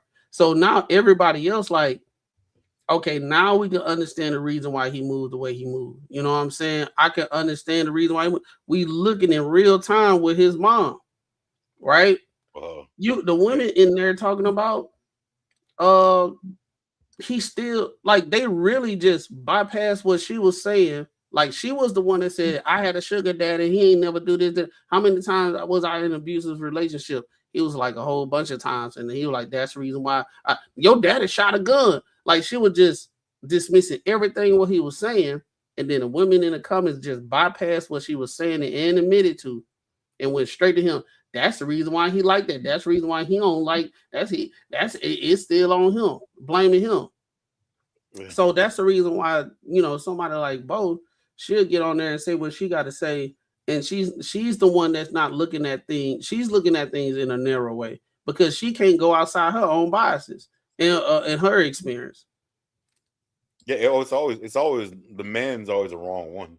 Yeah, like that was the same shit. You remember the one we covered a while ago with what's his name, Smart, and he was on Aid at the Table, and he was telling how his mom was, and old girl was like, well, like he was like saying, yo, she locked me in a fucking closet. She did all this shit, fucking all kinds of abuse and all shit. Well, how did you know what she was going through? And how blah blah. And it's like, yo, like this motherfucker was telling you that his mom straight up abused him, and you saying now it's on her what she was going through, the reason she did it. It's like, go ahead. My bad. No, that was it. Yeah, let me play some more of this. Women, zero compassion. You think you hear 63 bodies and you don't ask why. You don't. What's the history of it? What happened? What would make you do something like that? There are no questions. What you do is call her a hoe and you move on. You prescribe that. Like you give that to her as her character. That's her character. That's who she is. That's a very man thing to do. That's why the fuck y'all need women. Because we are the only ones that can think outside of that linear line that y'all think on. And I appreciate men that can think outside of that one fucking line, A to B. I hate an A to B nigga. I hate an A to B nigga. I need a nigga that can go to Z and think in colors. Cause y'all, But she ain't saying shit. I don't mean no disrespect to the people that I Sharon's like. the only one. To y'all losers in the check, fuck you. Let me ask you a question. See, that's how bro. Hold on. That's how you remember when I said she internalized shit? Mm-hmm. She talking about this woman supposedly trauma. And she said it was fabulous. She internalized it, therefore put herself in a situation to see it and put it as if she was traumatized. And then she said, fuck everybody else for having an opinion about the situation. I think she definitely internalizes a lot because I think what she does is she comes from a place of what possibly happened to her and she tries to put on every other woman. And I guarantee when she's listening to these different videos and she's listening to other people talk, she only hears one thing. And she's talking about she hated A to B nigga, but she is listening from an A to B standpoint. She's not understanding anything. She let alone, and I'm hoping the more we watch this video, I'm hoping somebody catches the fact like, hey, Boheme, did you hear her say that it was fantastic of her sleeping with those 63 men? Regardless of the fact of when it was and when she did it. 63 is 63 bodies no matter what time of day, no matter what year it is. 63 is 63. That's a lot of fucking bodies that you have to go through. And let alone, it makes it even worse because they didn't have social media back then. So that means you was out there on the fucking, out there in the goddamn streets. You was out there touching grass and you got 63 bodies on you. And you sitting up here talking about some, oh, well, we're calling her a hoe. Listen, bro, we ain't call her nothing. They only calling her hoe because she also initiated it was fantastic.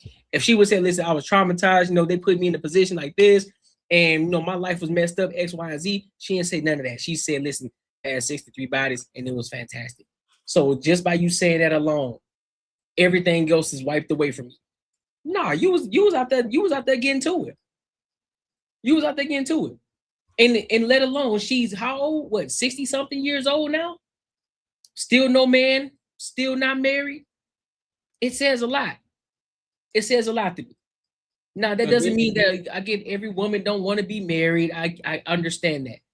But there has to be, that's where we have to start asking questions. Okay, so did you want to get married? Or was there a point that you thought you wanted to get married? Like what happened from that point till now? What's really good? Talk to me. I need to know that because now I got questions for you. 63 bodies, you couldn't find one man that you wanted to marry. What happened? And then Keke Palmer was trying to do a bad bitch high five for her having 63 partners. Like, I need some of that. What you mean you need some of that? No, you don't. Because again, we are in this first world. We are in this first world country where they think that they can do whatever the fuck they want to, and no consequence should come up. No consequence should come of it. However, everything that men do, because men so bad, everything that we do, everything has to come. We have to be held accountable for ourselves and the things that we do.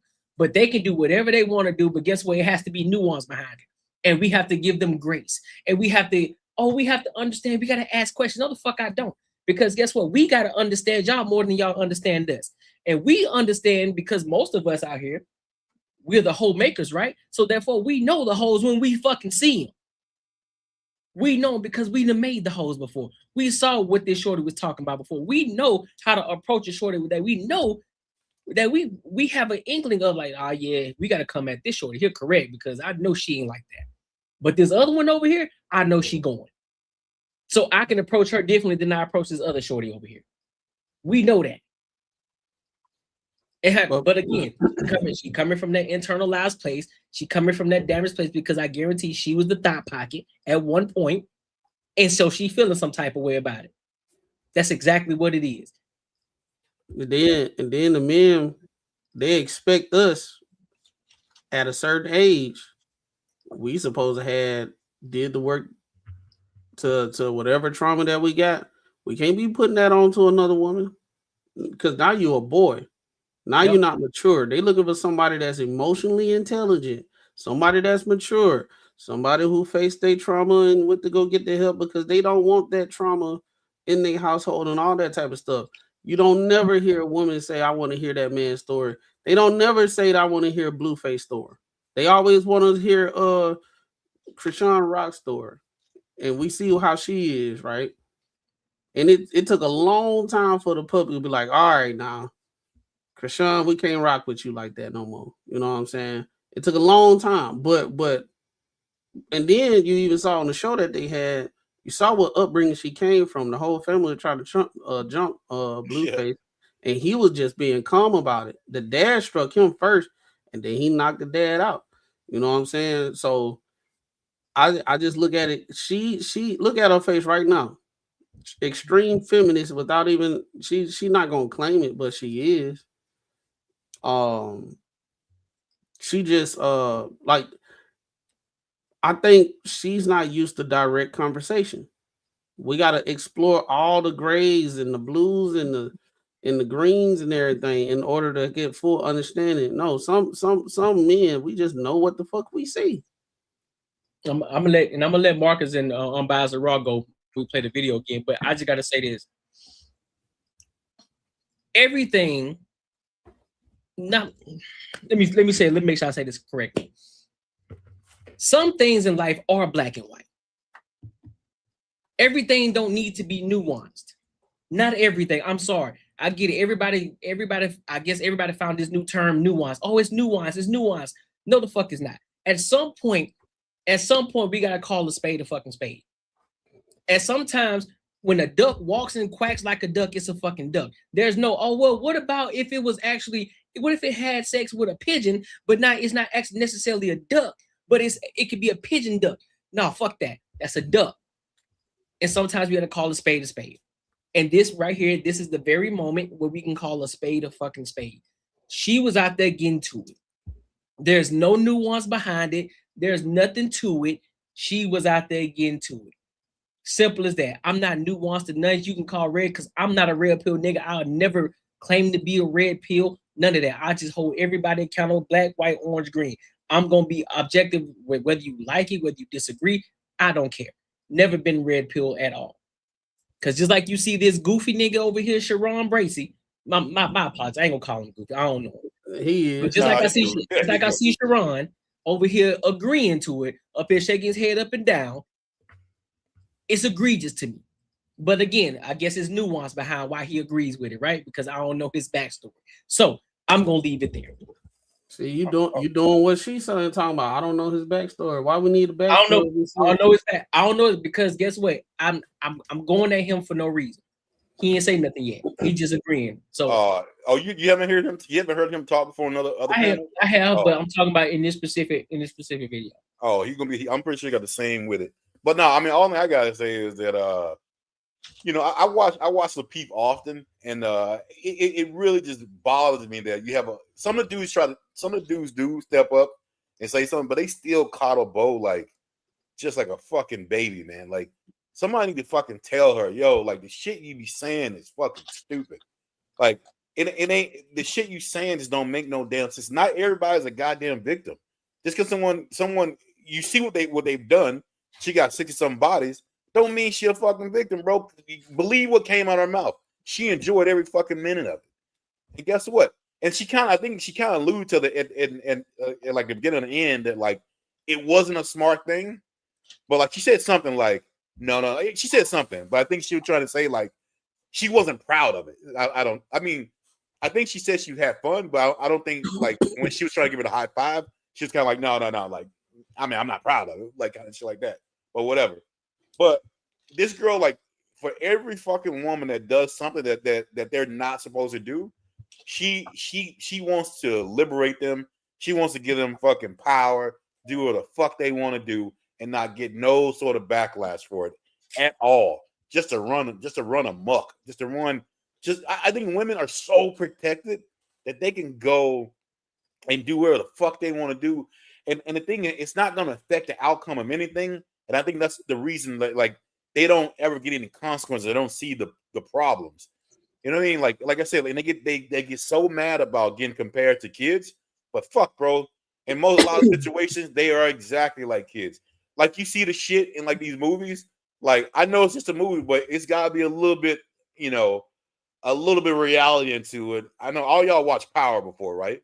Yeah. Man, you remember how fucking what's the son Tyreek was?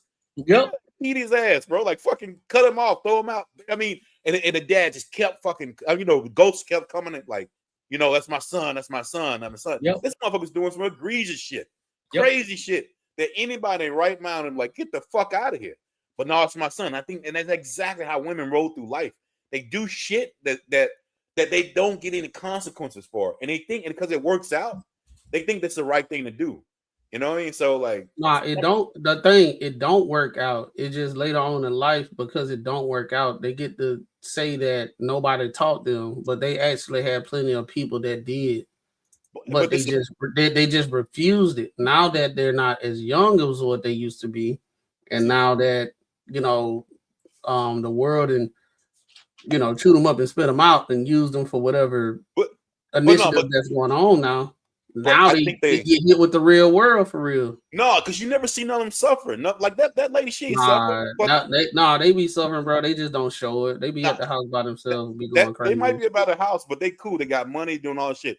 But I will say, I think some ladies do go through it, but they don't show them. They don't let them talk. It's almost like the people who go to prison who do dumb shit. You never hear from them. Them say like, I wish I'd have done that dumbass shit.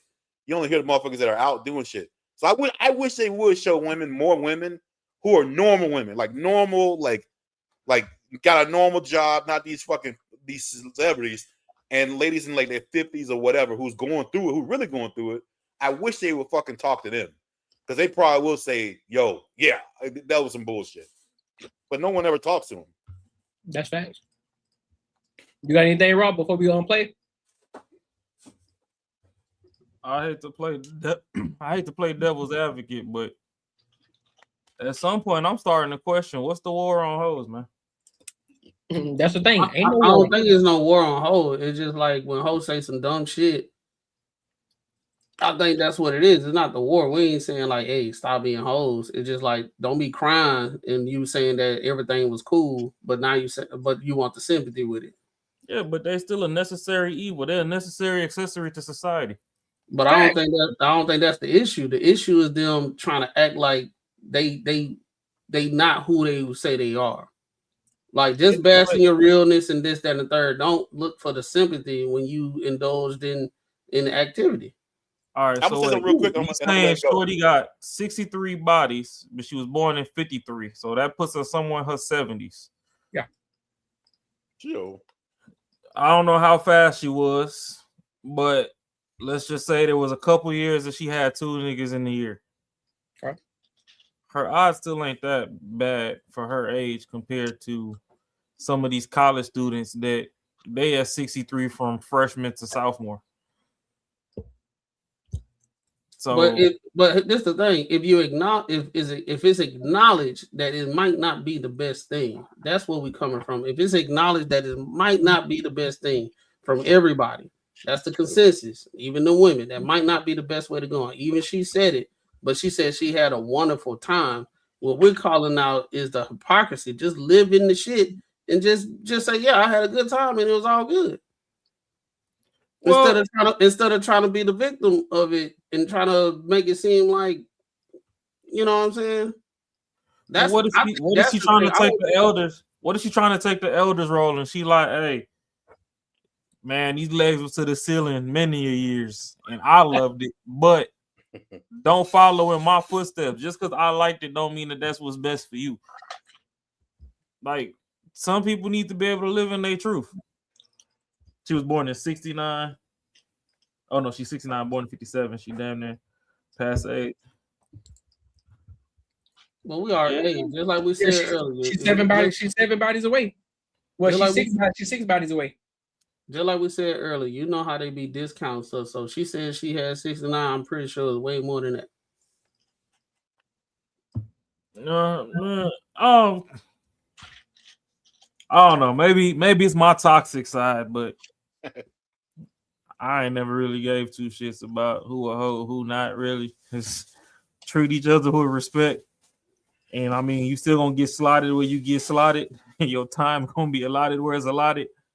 And it's like, hey, we might never lock in for 10 years, but shit, I'm gonna give you the best 6-month run of your life. Well, but I think that's the thing though, Raw. I don't think nobody has a problem with the 304s.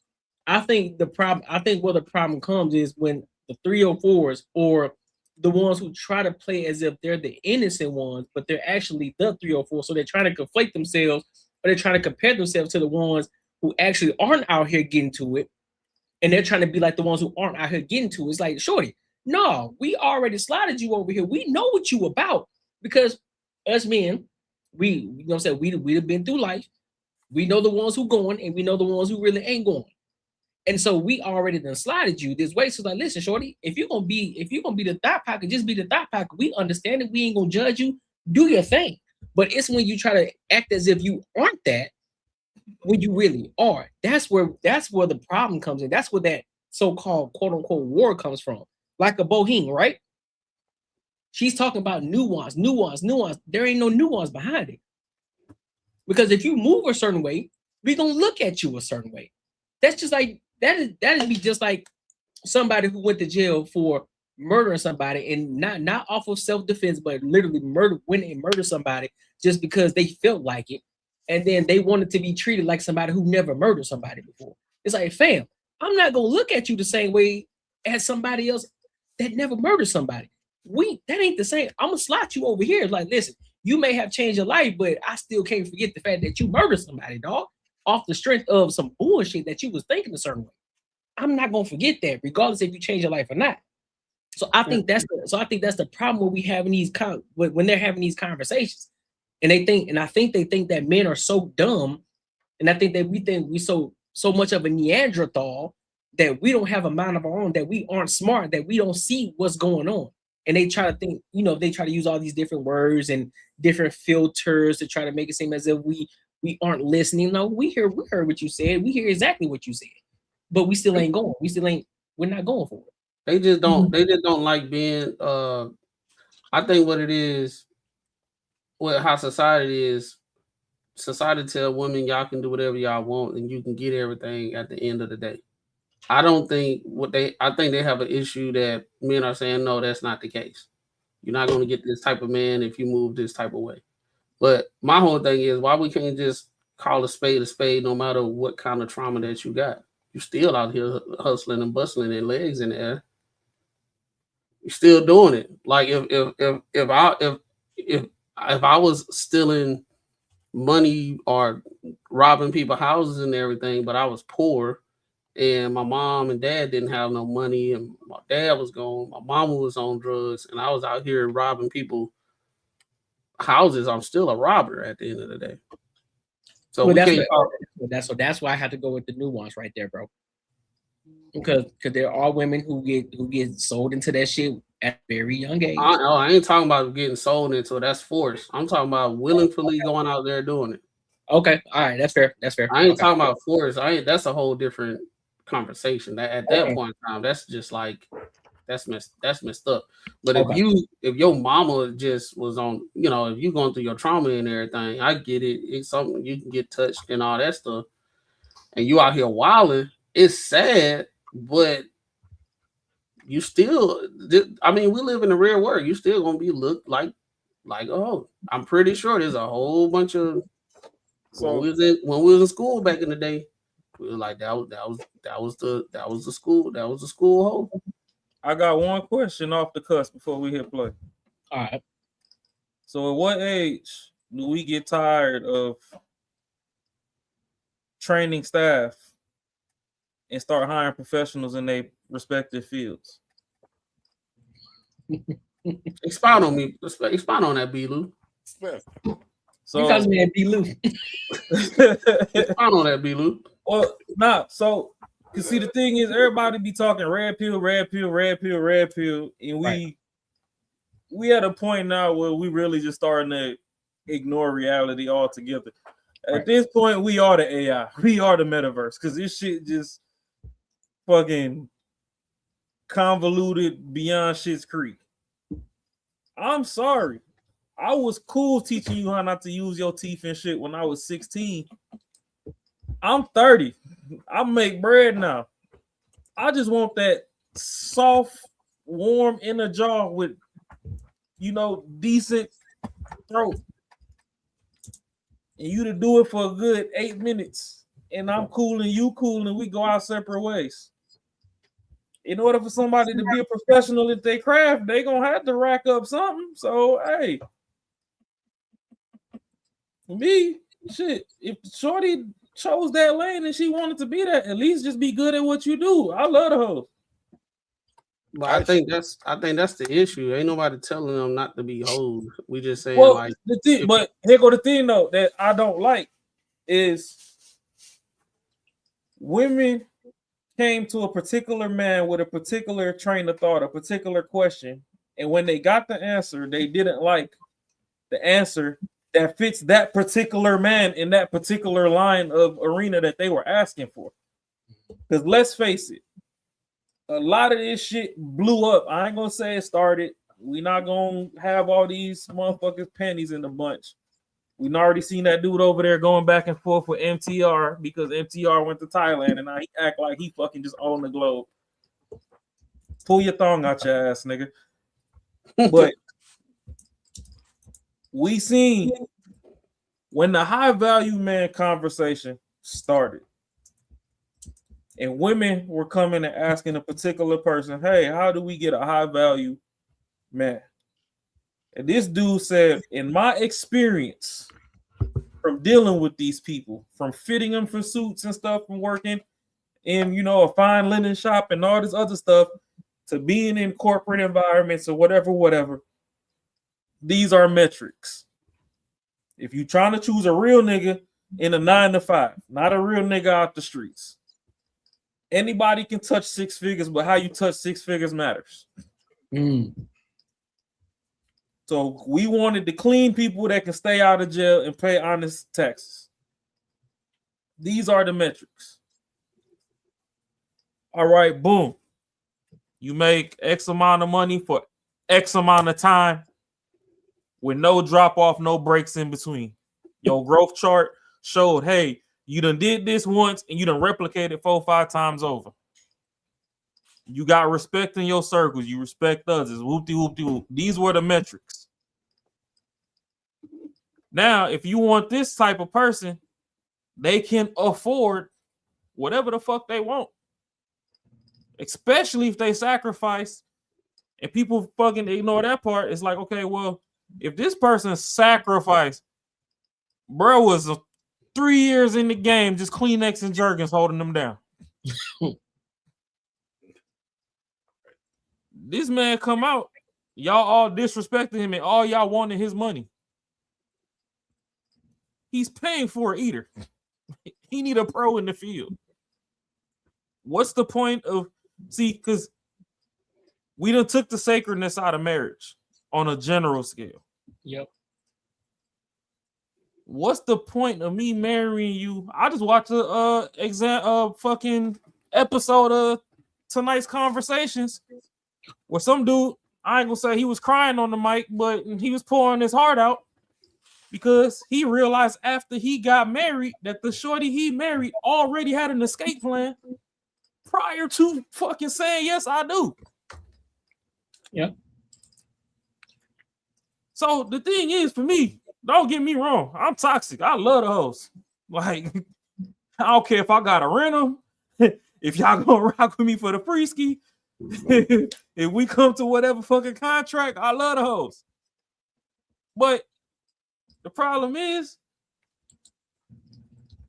stop trying to get over on people with your services and not making it a fair trade and not seeing the frustration that we have on our side. Because it's not that we disrespecting those, but a lot of these women, they go on these hoe tours, then try to double back and clean it up. And we like, no, we done already seen what you did. And it's not that we don't like you. Is you're starting to disrespect us because you're trying to change your image, and it's not what it is. Your resume is your resume. I don't care how many times you edit it. If I do enough reference calls, I can get the old resume that you submitted over there. So, in your journey of hoe facts, And like I said, how you get there is different because, like Courtney said, there are special circumstances. Some people are taken and forced into that life. Some people do it off leisure, off the cuff. For me, I kind of look at your whole my player stat sheet and see like, oh, okay, at what point in time did you start putting up 30 buckets a game? You know what I mean? You could be playing for 15 years, but if you ain't become an MVP to the last 3, then hey, if you was just on the bench, all right, like you get a little more leeway than somebody that just was LeBron the whole career. Like everywhere you went, you was just getting accolades. Like that's what we doing. And I'm supposed to just put you on the team and act like these people ain't talking about their experience. Because that's another thing too is women like to try and bully men into corners. We supposed to deal with y'all, not knowing that us, the bros, we bully ourselves. Be it just off jokes, out of love, whatever. So if you want to go be a hoe, you done slept with Matt, you done slept with Courtney, you done slept with Marcus, and you get to me, no matter how much I love you, I can't settle down with you. Because one day on some petty shit over the Henny Ritas, Marcus gonna be like, hey, bro, I don't know what the fuck it is with you, but you know that little hole in the couch that I put the blanket over? Shorty fell through that bitch when I put her through there. That was her. Like, your career is over. I gotta let you go back to where you came from. gotta see you return to sender. We gotta delete the game and start over. Like this, my player file is corrupted. Like I don't like how this one. I don't like how this one playing right here. Well, like my player file is corrupted. That's that hurt, bro. That'd be that hurt. And that's worse than somebody deleting your my player. Because at least you got somebody to blame when they delete it. When it's corrupt, it's like, fuck, where did I go wrong? I gotta start from scratch. I just came home from school and that shit corrupted. Damn. But that's the thing, like women, they don't hold. I mean, I know they try to glorify it and put a saint's tassel and robe and everything on it and act like it's holy.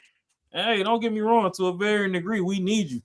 I ain't saying take them all off the market, but at an early age, you need to slot your destiny and start trying to work towards that path. Nobody just goes through life as a robber, killer, and all this other stuff. Now you done got 15 felonies, and now you a heart surgeon. It don't happen like that. Like, so you need to start aligning earlier with where you want to be. If marriage is your goal, then hey, protect your hoe. But if fun is what you want to do under the sun, then shit, it's gonna be a whole line of us saying, hey, we're gonna try to get us some. And that is what it is. But don't go in the fun under the sun line and then 20, 30 years later be like, oh, please put me back and protect my hoe. It's blew out. We call a woman who's had 63 partners. In 2026. Whenever, bro. You asked me what I would call her in 2026? Yeah. Promiscuous. Okay. Hey, but to Bo's point, you know what they might have called her in what did you say, 60, the flower power era. They probably would have called her, especially the religious type, they would have called her promiscuous as well. What is the term, slang term for that? Oh, you trying to get me to say hoe? I ain't trying to get you to say nothing. Yeah, so in slang term, I would have said, hoe would be the proper term. Okay. But where are we going with this? Would the person be wrong for using a slang term? Or the book term? Let me ask you this, Bruiser. What is the Christian slang term for a woman of that character? I would call it a harlot. So if I go to AME, Baptist, Pentecostal, Episcopal, they would say harlot? All of them would say harlot?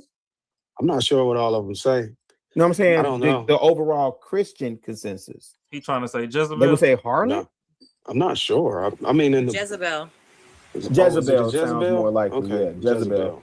Sounds more Would they like be wrong for calling it those terms? No, I don't think they would be wrong based on their ideology and theology. I know right? Sharon said yes. Why would you say yes, Sharon? Oh, go ahead. My bad. Because you're negating her trauma. See, you know, Okay, let's say what if they included her trauma? Would they still be wrong calling her home? Yes, it'd be wrong for calling her anything so besides long as you had trauma. Okay, because so I'm just trying to understand this. After she corrected her trauma, she said it was wrong, and that's why she told the young lady, and she said, "No, you do not want to deal with 63 men into your vagina, right?" Because she got healed from Sharon, it. I heard she all also said, Sharon, "No, you clearly you didn't. You didn't hear it. That's the I didn't issue. ask you That's about the issue that a lot of men have. Y'all think y'all hear Sharon, I something, didn't but y'all ask you about communicate that. something completely different. Yeah, We but you're heard all of that. communicating that. That's the thing. Y'all think we don't hear what y'all communicating because you didn't say it verbatim. Chicago we Rilla, when I understand what asked you're you, communicating. Chicago Rilla, when I asked you the question, did I give you the indication that I didn't hear all the other things? Well, I don't know. I was trying to answer it. You was just straight answering up. a direct question. Yeah. I was trying to answer it. Listen, I've been over here for a minute, so I know the answer. What I'm saying is during from 0 to 63 or whatever, you're saying that she is absolved from being titled a hoe or called a hoe. Her traumatic experience negates her future behavior. If that's what y'all saying, I'm just trying to understand how y'all think. I'm not saying y'all are right. I'm not saying y'all are wrong. I'm just trying to understand how y'all are absolving people who have a promiscuous behavior from being called a hoe. So long as they had a traumatic experience that caused them to go into a hoe phase, they can't be called a hoe. I'm just trying to understand how y'all do things. Yeah, so the reason why is because after she got healed, she don't believe in that ideology. So she wasn't naturally a promiscuous woman. Okay, so you're talking about after she got attached to.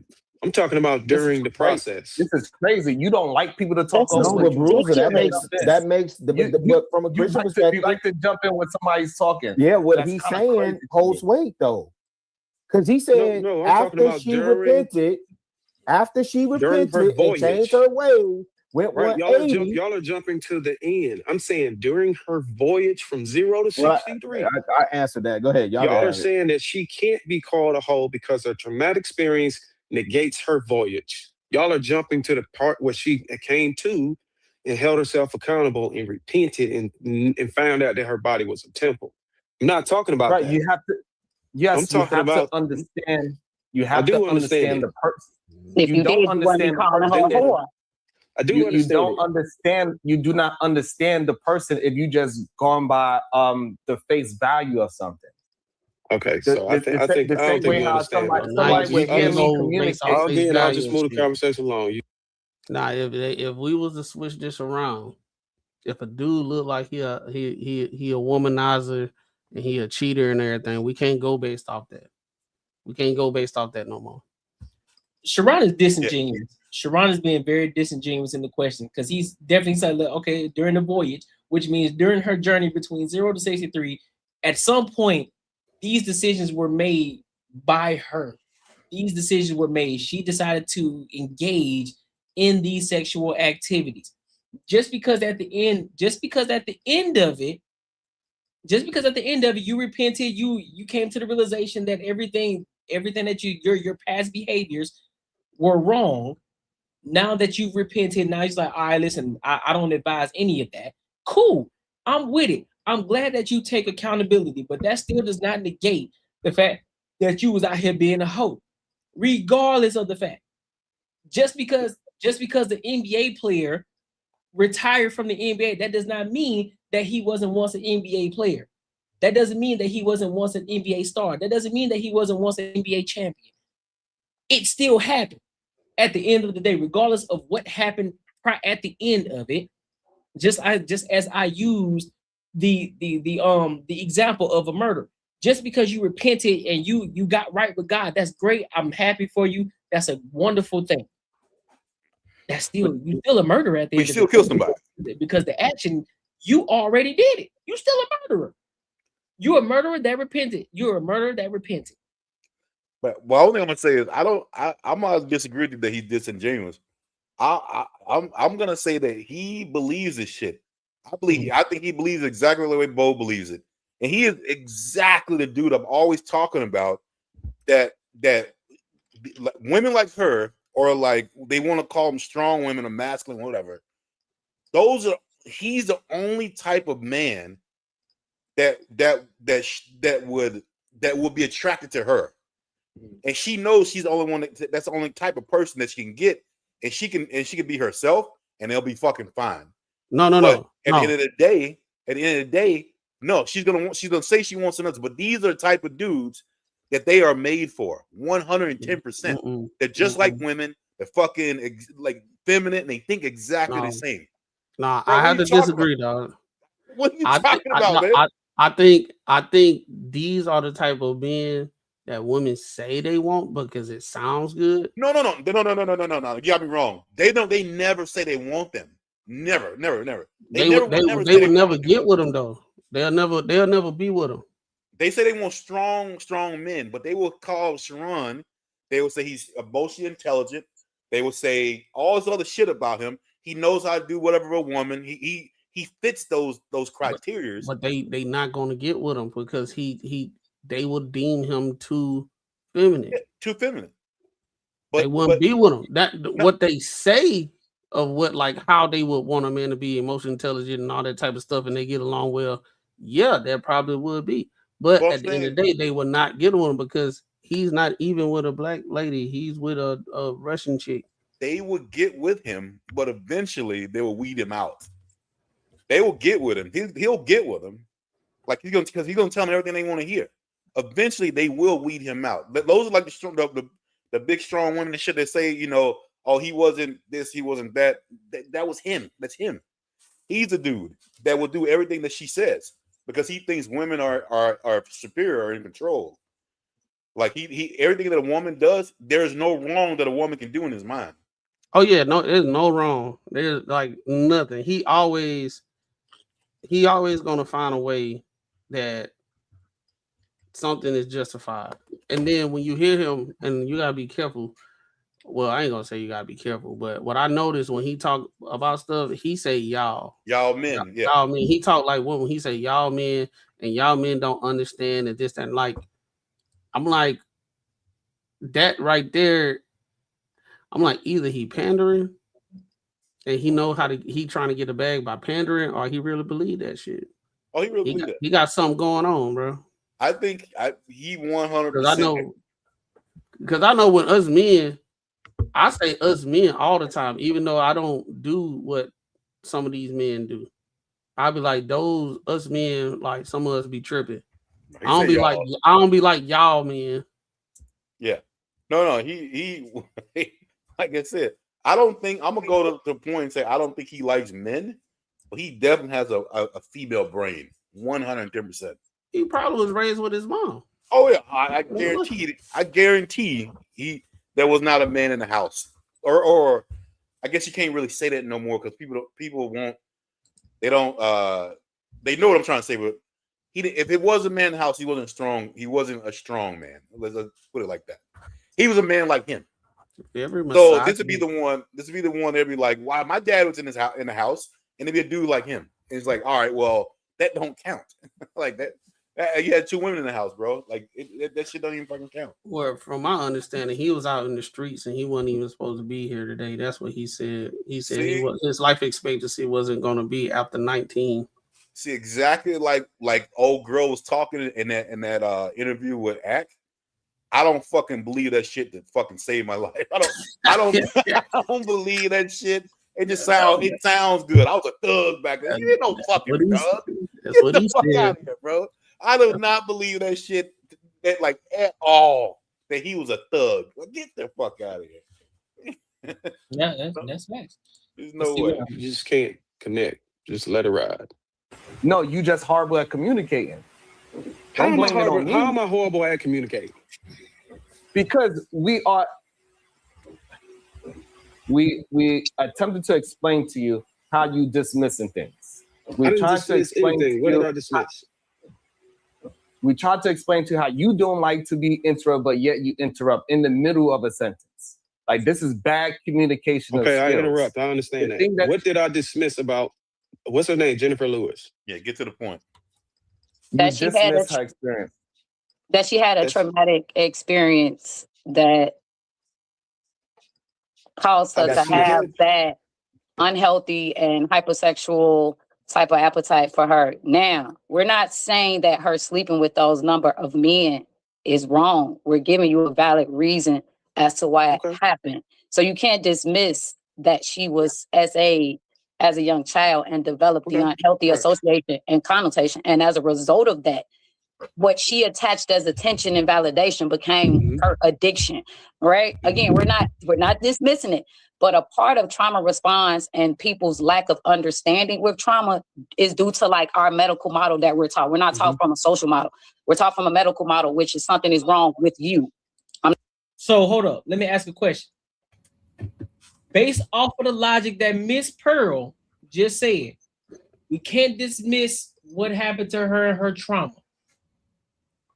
Fi Brown said it earlier in the comment. So does that mean R. Kelly should be out of jail because he was molested as a child because of his trauma? That means R. Kelly should be out of jail. R. Kelly should not have gone to jail because of his trauma, right? Yeah. It only works with women. Blueface shouldn't have went to jail for his trauma either. Actually, nobody should have went to jail because I guarantee you, everybody there was some reason they did something. Exactly. So for some reason, people like her, they be people like her and Sharon and everything. They for some reason they act like men were never kids before. It was raised in the same household as these women that has these trauma. So that means P. Diddy, the P. Diddy's, the R. Kelly's.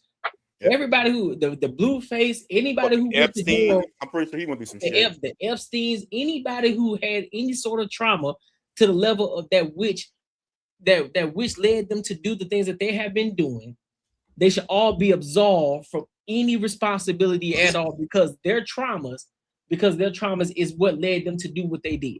You know how based off of their own logic. Yep. How crazy that shit sounds. Based off of their own logic. That means what they do, but like that's what it is. What they do is like when it's women, they automatically default. How can we make this not look as bad what it is? How can we make them how can we make them a victim in this situation? And Sharon do the same thing.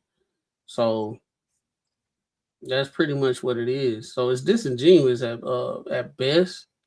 But that because once you start putting the logic, just like how we talking about how we flip the logic, they don't think about that because that's how you know they don't stand on principle. They stand on feelings. Because at the end of the day, you'll be careful if you said something like that, because then you will understand you will have to put it on the other side. And we're like, okay, well, just like we said, R. Kelly, he shouldn't be looked at any type of way. You know what I'm saying? Yeah. Yeah, they should not call him they shouldn't call him none of that shit. None of it. Like you can't call her a hoe because she got reborn and shit like that. That means you can't call nobody nothing. Because eventually most people do learn from their mistakes. Eventually. So I'm trying to say, like, so you can never call anybody anything. That makes no fucking sense at all. It makes zero sense. Because of them, and then of course they'll try to come back. Well, no, that's not what I'm saying. You just can't dismiss it. So nobody's dismissing it. But again, your traumas, you have traumas. We understood. I bet you had your traumas. Things happened to you. That's unfortunate. I'm sorry that it happened to you. However, you continued on this action throughout your life. So at what point do you draw the line and where it says, okay, at this point, this is where the trauma happened. But where's that other line drawn that says, okay, well, you were traumatized here on this line, but once you pass that threshold, you then continue that action on. You continue to keep doing the same thing because of your trauma, and now you ended up with 63 bodies. So you telling me because of that line that you crossed, that you didn't cross at first, you telling me that I should just keep you there and I shouldn't hold you responsible at all? Hey, hold on. Hey, let me ask y'all something. Do you think that's why women kind of have the mindset they have now? Is more like if you do something, like there's always a justification. You can always justify something you've done to where it'll be okay. You know what I'm saying? Like even like when they were going through the whole Jazz thing about like when Jazz was talking about if an underage girl goes into a club, like, and she threw not one bit of like responsibility on the person that got the fake ID, that went into the club knowing that they were going to go in there to fool people to do certain kind of things. Like literally no responsibility on that person. It was on the other person who should have figured it out, even though this person went into a goddamn club where you're supposed to be 21. And they're saying you should double check it. You should have known this. You should have known this. Like I'm thinking that's why, like women. I don't know if I've said this shit before. Like it was the best if I got caught in trouble or anything. If my mom was the one who came and talked to me about it first, because I could blame it on anybody else and she'll fucking go with it. Like it didn't fucking matter. Like it didn't even matter. It'll be like, yo, like I could be like, well, hey, my friend Donovan and everybody else is doing it. Well, why was Donovan them doing? Why were they doing it? Why were they doing it? So I'm like, I was trying to be cool. Like, you know what I mean? I was trying to hang out with them. And guess what? My dad got home. He's like, man, fuck that. And look, and here's the thing. Here's the thing too, though, Marcus. Even when you had brought that topic up, right? Well, when we talked about that topic with Jazz, there then came another situation. I think maybe a couple of days. I forgot who sent it in the group chat, where there was a shorty during Deshaun Frost's IRL. There was a shorty. That was me. He sent it. Shorty was up there lying about her age. He was like, "Shorty," and he was like, "How old are you?" She was like, I'm underage or whatever age she said. She said she was 19, but she said she was 19, and he was like, long story short, they went on her Facebook and saw that she was actually 17 because she had a picture with her dad recently. Like it was like a month or a week ago or something like before that, and it was like celebrating my baby's 17th birthday. Yeah, and so, straight up lying. And so it just lied. So therefore, that killed Jazz's entire point. That what 2K was trying to tell her, like there are shorties that's out here straight lying. And so you mean to tell me, as soon as you meet some shorty that you in a club and you're expected to be 21 years old because it's a 21 and older club, you're expected to be 21. So if I'm talking to you, I'm automatically assuming you're over 21 because you're in the 21 and over club. And come to find out you 16 years old, how is that my fault? Yeah. And it's the thing though, people are teaching these little girls, that it should never be your fault. The man should know. Like, even if you do this shit, don't do it. But if you do it, the man should know. How, like, I don't understand how you think someone would ever learn a consequence. You tell them, hey, pretty much, you do something, it's somebody else's fault. They should have known. Like, I'm gonna tell you right now, I would have been in trouble, bro. When I was in college, if it was like some chick in high school and they was at a college party, ain't nobody asking. Oh, nobody. Like especially if they look like they around that age, right? Especially when you in high school, you in 10th grade, and then you come back after this next summer or whatever. She looked totally different. You're like, damn, she grown. She ain't rocking with us. She messing with dudes that like off campus, and picking up in the car while you in high school. Like, well, we ain't got no chance with her unless you on a football team or you somebody popular. Thing she ain't rocking with nobody like that, right? And that's that girl that looks older. That's the one that Shay had to kick out the damn party. Because now it's at the point where I'm glad we are doing it, and the younger generation are doing it. Hey, man, IDs. But guess what? Now a lot of those young chicks getting mad. Like, they getting mad at them for checking the ID. Because they know they fucking. For being careful. Yep. They got they gonna suffer the most. So shit. That's facts. Raw, what you got on the Raw? I don't know. Every time Mr. Male Feminist talk, the shit just don't be making no sense. So it's from what he trying to defend, it's throwing the wrong wrench in the cog of the conversation. So I don't know. Is there any more that he talk about, or is that the end of it? No. I'll play some more. not going to talk about your environment, which could be completely sociogenic. I just want to figure out how I can give you a goddamn pill. So again, this is that medical model, psychiatric type of method. It has absolutely nothing to do with me just understanding you as a person, because if I did, I would understand the essay and I would be trying to help you through that trauma. But I'm not. I'm only focused on your physical contact with an excessive number of men, because socially it doesn't fit my model what I feel like a woman should be. So I'm going to label you. So there's over pathologization and there's over labeling of people. When again, the root of a lot of the reasons why people do things is trauma. And trauma is not an excuse. And I think that's what Sharon is trying to explain. And I'll land right after this. There's a difference between a woman that's doing something because she wants to do it. She naturally just, I just want to go sleep with 63 men. And then there's a woman who subconsciously and spiritually is broken and does not know her way. And that's what Jennifer Lewis was saying. Once she became acknowledging and accepting of her mistakes and was saying, oh, baby, I don't want to do this no more. You would know she was healed because she didn't have 5 Kiki Palmer and say, yeah, bitch, you go make that 64. It was no.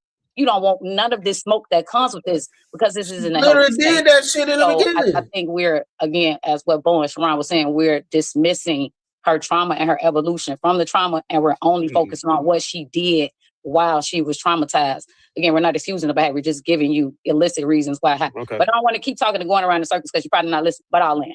I'm listening. Chicago Rilla. Did I dismiss her traumatic experience?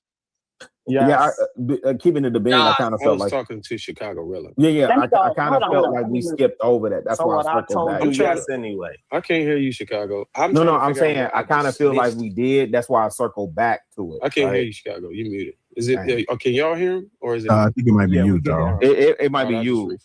Okay. Even your phone do bad communication. It ain't just you. It's also your phone is bad at communicating. See, that's that feminine shit right there. That's that feminine. Even your phone is bad at communication. Dude, that dude, bro. He is my addictions to molestations, abortions, child. My bad. Go ahead. No, that dude's he's special, man. Yeah, bro. I don't understand it, bro. Yeah, I wish Darwin had a good one in the arsenal like that, like what we just brought up, and then they could have killed it all. Yeah, and because I guarantee they would have come up with something to try to counter it. But I mean, yeah, at that point they would have just been talking. He wanted what he wanted to do. I can tell you, like, when did I dismiss it? Because he didn't dismiss it in the beginning. He said, okay, let's say the trauma is there and everything. The trauma is there. Even though she was going in her sexual escapades during that interview between 0 to 69 or 67 dudes that she been with. I don't know how she kept count of 67. I'm pretty sure more than that. You know it's more than that. But he didn't dismiss it. He actually leaned into it and said, hey, all he did was ask a question. Even though she was going through her sexual escapades, is she still considered a hoe between the 0 and 60? From a standpoint of, hey, I know this girl around the block. All you gotta do is talk to her. Yep. You know what I'm saying? Yeah. Is she still considered? But man, yeah, people got butthurt because they thought he was leading with a certain narrative. But I think this wasn't. He was just asking a question. But he actually, what he did with that, he actually showed. Well, I guess he, what's the word? Not showed. Well, he exposed something because all he did was ask questions, and they made it seem they started saying some stuff he didn't even say. Yep. Hey, but hold on. But don't y'all think like this happens? I think in every situation. Like if you're doing something and you know it's wrong what you're doing, but you do it anyway. You just keep doing it. But then you come to a point to where you start thinking about everything that goes on in your life. Then you're like, this is the reason I'm doing it. I was doing it. Now I should be absolved. It's not like you're going through doing whatever you're doing and whatever happened to you, whatever the trauma that you come up with later in life, you figured it out. You're never even thinking about that. You're never even thinking about that's what it is. You know what I mean? Like you only think about it after when you sit down and you come to a point to where damn, I did all this shit. Let me figure out a reason why. Oh, that's it. That's my trauma. It was this. Like I don't know, bro. I think I'm glad that men, that's not an excuse, but I mean, it just like with everything, it's almost like you got to convince someone or you got to coach someone on and help them figure out what their trauma is from some shit they've done wrong. Like you kind of hate anything else happen in your life. Oh, that's it right there. You're like, oh shit, you know what? That is it. That's the reason I was doing all that shit, because of this. Like it's almost like it's a newfound reason to justify you doing some fucked up shit. Well, you can't when it's with women these days. There's nothing you can't be held accountable about something, because you always have with women. They are always in a state of victimhood because the patriarchy. You know what I'm saying? I'm not being facetious. I'm saying, and how they mindset, they are living under the patriarchy. So while they are living in it, whatever happens within them in a negative connotation, or they have a negative experience, or they have some inadequacies, it's always the invisible boogeyman fault. It's not their fault. But at the same time, they like to lay claim that they have bodily autonomy, they are smart, they have intuition, they are the smart ones, they are the backbone, they the this, they the that, they did this, that, and that, and the third. But then when you get to their inadequacies, when you get to their character, when you actually get to the bottom root of the reason why they can't pair bond with somebody, they always having issues with whoever they with, right? They will bring up some kind of trauma.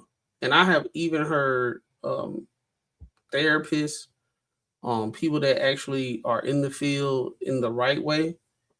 They said the word trauma has been overly used so much recently.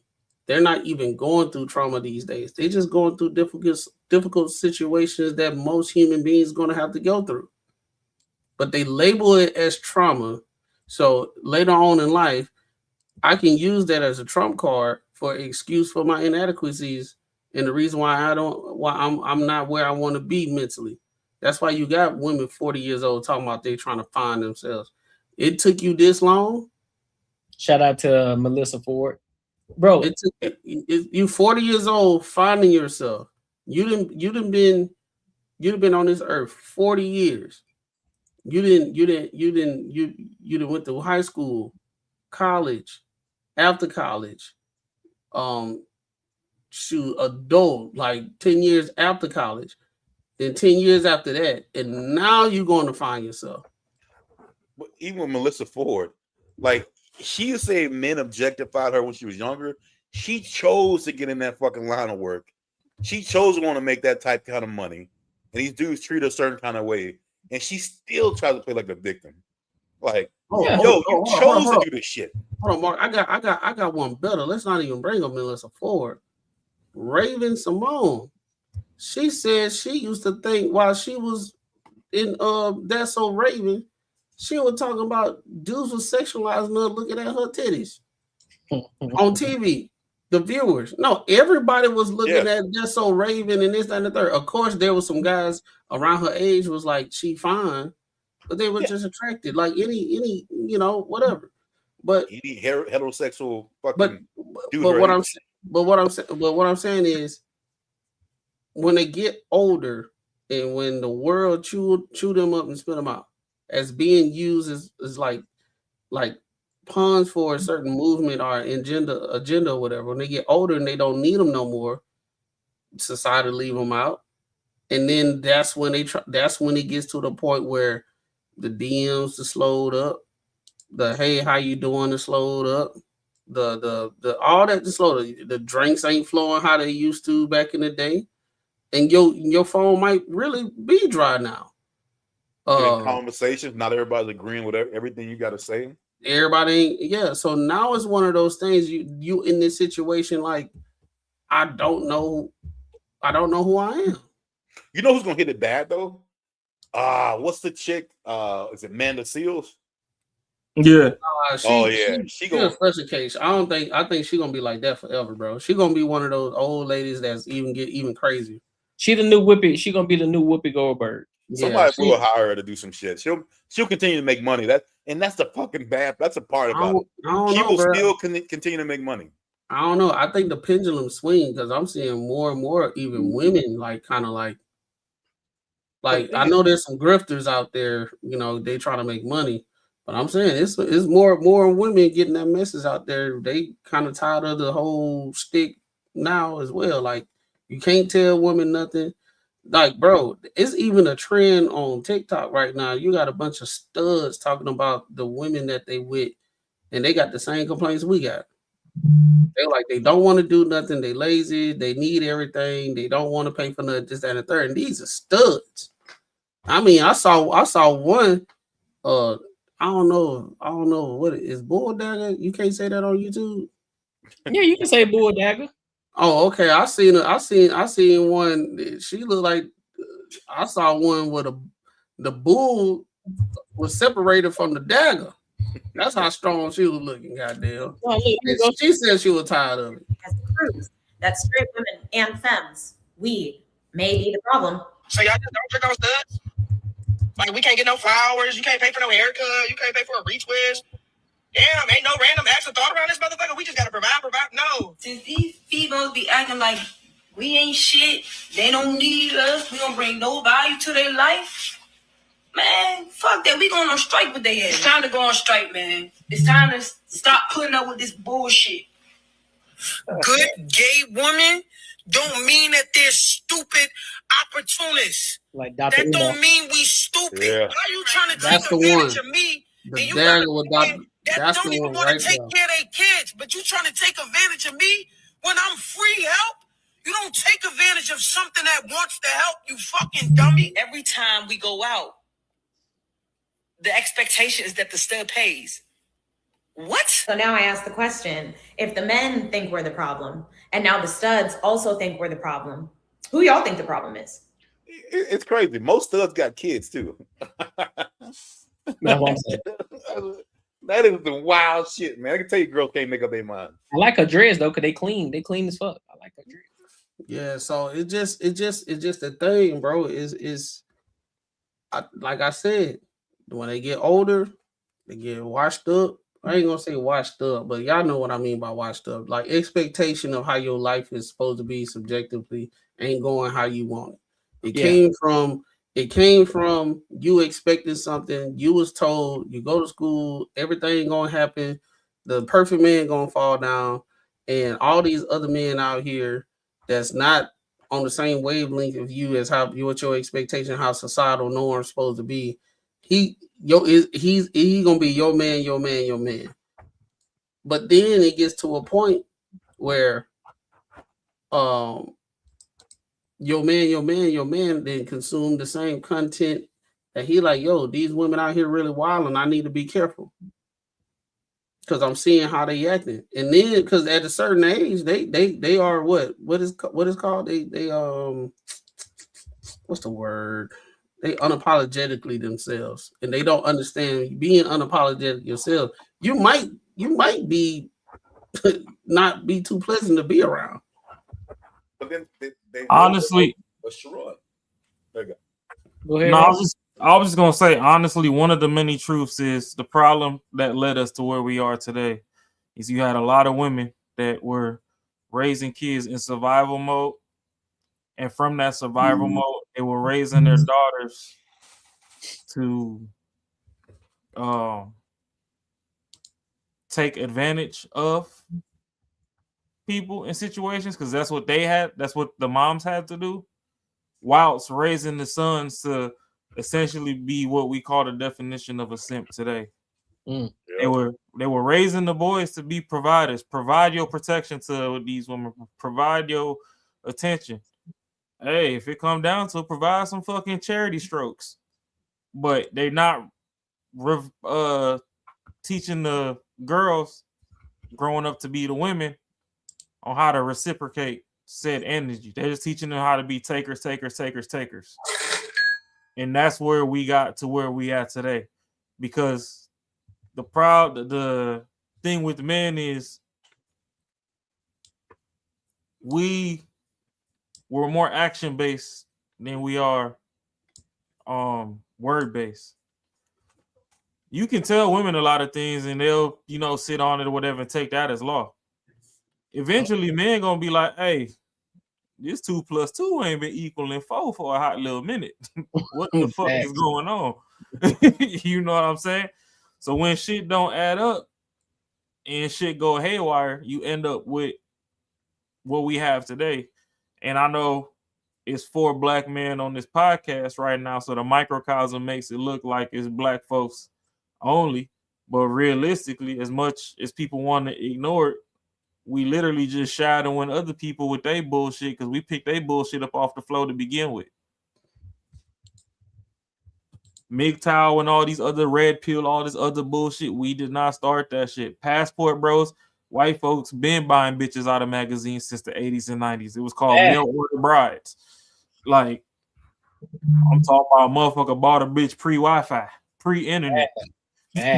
Motherfucker had a yellow page just to buy bitches. So let's not act like just because motherfuckers start touching some money now and they can go to the Dominican Republic and Colombia, that it's just some old new marvelous thing and we done struck gold.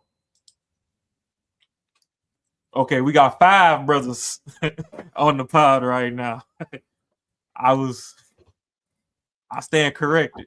My brother Bob Brown is here too. But no, realistically though, it's just like, one thing that women, they sisterhood is loyal to a fault is they gonna stick together right, wrong, or indifferent, and they fail to realize that sometimes even these people in these red pill spaces or whatever, and the reason why it touches a lot of men and a lot of people gravitate to it, whether they stay in it or they just do a touch and go, is because eventually the men yearn to hear alternatives to the bullshit that y'all done fucking raised them in. Y'all raised them in a cesspool of fucking lies. These motherfuckers grow up and don't nothing fucking add up. Like, if you got the studs getting tired, that shows you that there's an issue.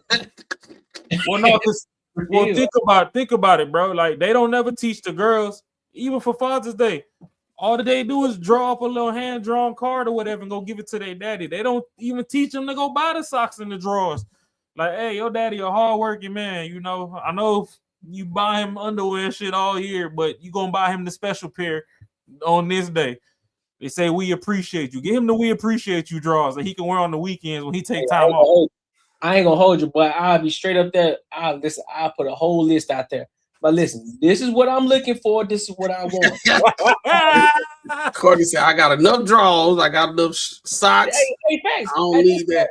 Listen, bro, at this point, listen, bro, I'm not, listen, I'm not. He said, I got my Christmas list ready. I'm not going to sugarcoat nothing, you know what I'm saying?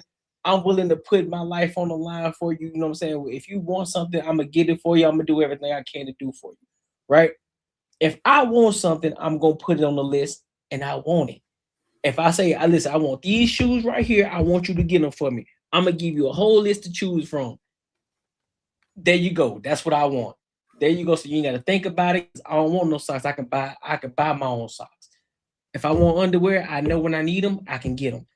I ain't worried about that. Don't sit up here and just be lazy with the idea of, oh, I think this would be good, or at least pay attention enough to know of the things that I've said that I wanted or things that I could use. If you're paying attention to me that much, cool. Like, all right, bet. If you know that I like cigars, give me something that's, that's relative to a cigar. If you know that I like to drink, give me something relative to a drink, whatever the case may be. So that let me know that that's real deal coming from the thought, coming from your heart, coming from your mind. Like, oh, I heard him say that, so I'm gonna keep this and I'm gonna keep this one on the tuck. So when that time comes around for him, I can buy this for him because I heard him say this. Hey, Courtney. What up? Since the common Father's Day gift nowadays, and I want macaroni steak too. A common Father's Day lazy ass gift that they do nowadays is, they just pre-wash the coochie 48 hours prior to Father's Day and go get a little wax and trim, then serve it like it's brand new. Will we be wrong to show up with a bottle of Henny and condoms on Mother's Day and say this is it? Nah, we won't be wrong. Because honestly, we got so many fucking holidays in the first world, in this Western world society, that we got to steady buy people shit. And don't nobody reach back and buy shit for us. They added new days, bro. Girlfriend day, best friend day. Valentine's Day, the bitch want a 50 bouquet of roses, but she don't even get you a fucking fake flower. She don't even get you a teddy bear in return. She want 50 flow hibachi and Ruth Chris and shit. She don't even fucking buy you the outfit to wear to the dinner. Then you get there, she want to take fucking pictures of the appetizer, the main course, the dessert, the hors d'oeuvres, and the third. And all you get is a shoulder and a pinky toe and 2 images out of fucking 23. And maybe your watch. And maybe your watch if you got one on. So it's like, and then they teach their kids, they teach their daughters, oh, if a man ain't buying you nothing, he ain't shit, blah, blah, blah, get you somebody. Then they go teach the sons, oh, hey, you got to go out and you got to treat that girl like she's the bitch ain't special. Her throat special to me, but she not special. Special ed. Because let's face it, a lot of these motherfuckers that's professional whores, they retarded. Listen, I'm gonna be honest with you, bro. I'm gonna be 110% honest with you. And this is where, man, listen, I'm a John call space, but ain't nothing sassy about me, ain't nothing never been sassy about me, bro. And I came up from the South. I came up with a rigid father out of the military. So I was raised by a strong father, right? And one of the things for sure, and even to this day, I spoil my dad as best as I can. You know what I'm saying? I bought him a Citizen watch because, you know, pops need to be loved too, right? Because he did what he was supposed to do as a father, as a man, for his wife and for his children. And so the biggest issue that I have is that when a man asks for something, it's seen as sassy. It's like, no, they want shit too. And so when you get to a certain point in life, if of course, if you can afford it, and that's why we're gonna continue to keep running up this bag. Because niggas is buying shit they can't afford. That's fair too. Put that shit on the firm if you love me, ho. Like, stop that shit. I'm with it, but you know what I'm saying? That's what the financial literacy coming like, listen, I don't want you going dead about it, but I want you to, you know what I'm saying, when we get to a point where we can buy the shit that we actually want in life, not just the shit that we gonna settle for, I'm gonna want shit. Nigga, short. Surprise me with a vehicle. Surprise me with some dope shit I always talk about. Surprise me with that surprise me with that Porsche. I want you to surprise me with it. I'm chilling. I ain't thinking about it. Surprise me with the Porsche. Like, hey, baby, I got something for you. Oh, word? Oh, you got that Porsche taken? Say less. We own it now? That's what. Oh, you paid for it cash? No loan? Say less. I'm with it. But it ain't sassy though, because guess what? We're humans too, right? That's what they say. They want men to express themselves too, right? See, there you go. You got sassy men, but yet and still. Now, if I turn it, now if I flip this bitch over and I start being extremely masculine, if I start being toxic masculinity, and I say, bitch, I ain't buy you a motherfucking thing until you start proving to me that you worth it for me to buy you some shit, then I'm toxic. So make up your mind. Do you want me to be a true masculine man? So guess what? You're gonna have to work for it. You're gonna have to put down. You're gonna have to do everything I fucking tell you to do. I'm gonna lead you in the right fucking direction. And then what? I ain't gonna ask you for nothing, but what I am gonna tell you to do is you gonna follow my lead, and you ain't gonna say shit to me. Because I'm gonna be the protector, I'm gonna be the provider. Then what? What you got to say now? Authentically 8072. Put down the definition of provider. When they say men are providers, what are they supposed to provide? Put that before I respond to your little dusty ass shit you talking in the chat. And then she said, I'd never. I told because you, the problem is a lot of these bitches don't know what the fuck a provider is. You can't chain link all four of us and Courtney pay the lights, Marcus pay the dinners, I pay the fucking phone bill, and Macaroni pay the internet, and you talking about providers. Okay, so if we don't know, we dusty lames. So you know what happens? You know how dusty lames talk? You's a bum ass bitch. Get the fuck out of here. So back to what we was talking about. back to what we were talking about. Hold on, Rob. Hold on. That's all they got, bro. Like, look, click on her. At least she got a profile pic. I told you when they get to a certain age, your mama failed you. That's why you talking like that, you little bum ass motherfucker. Instead of them being somewhere being productive and everything, they on a live with people that's 10 years younger than her, and she calling them gay, don't even know them and stuff, just because we having a conversation. Come on, man. That's AI Cardi B with a fucking Japanese 7-Eleven cup. We know this motherfucker, some dude beating off in his socks in the basement somewhere trying to fucking. That ain't 7-Eleven. That's Cookout.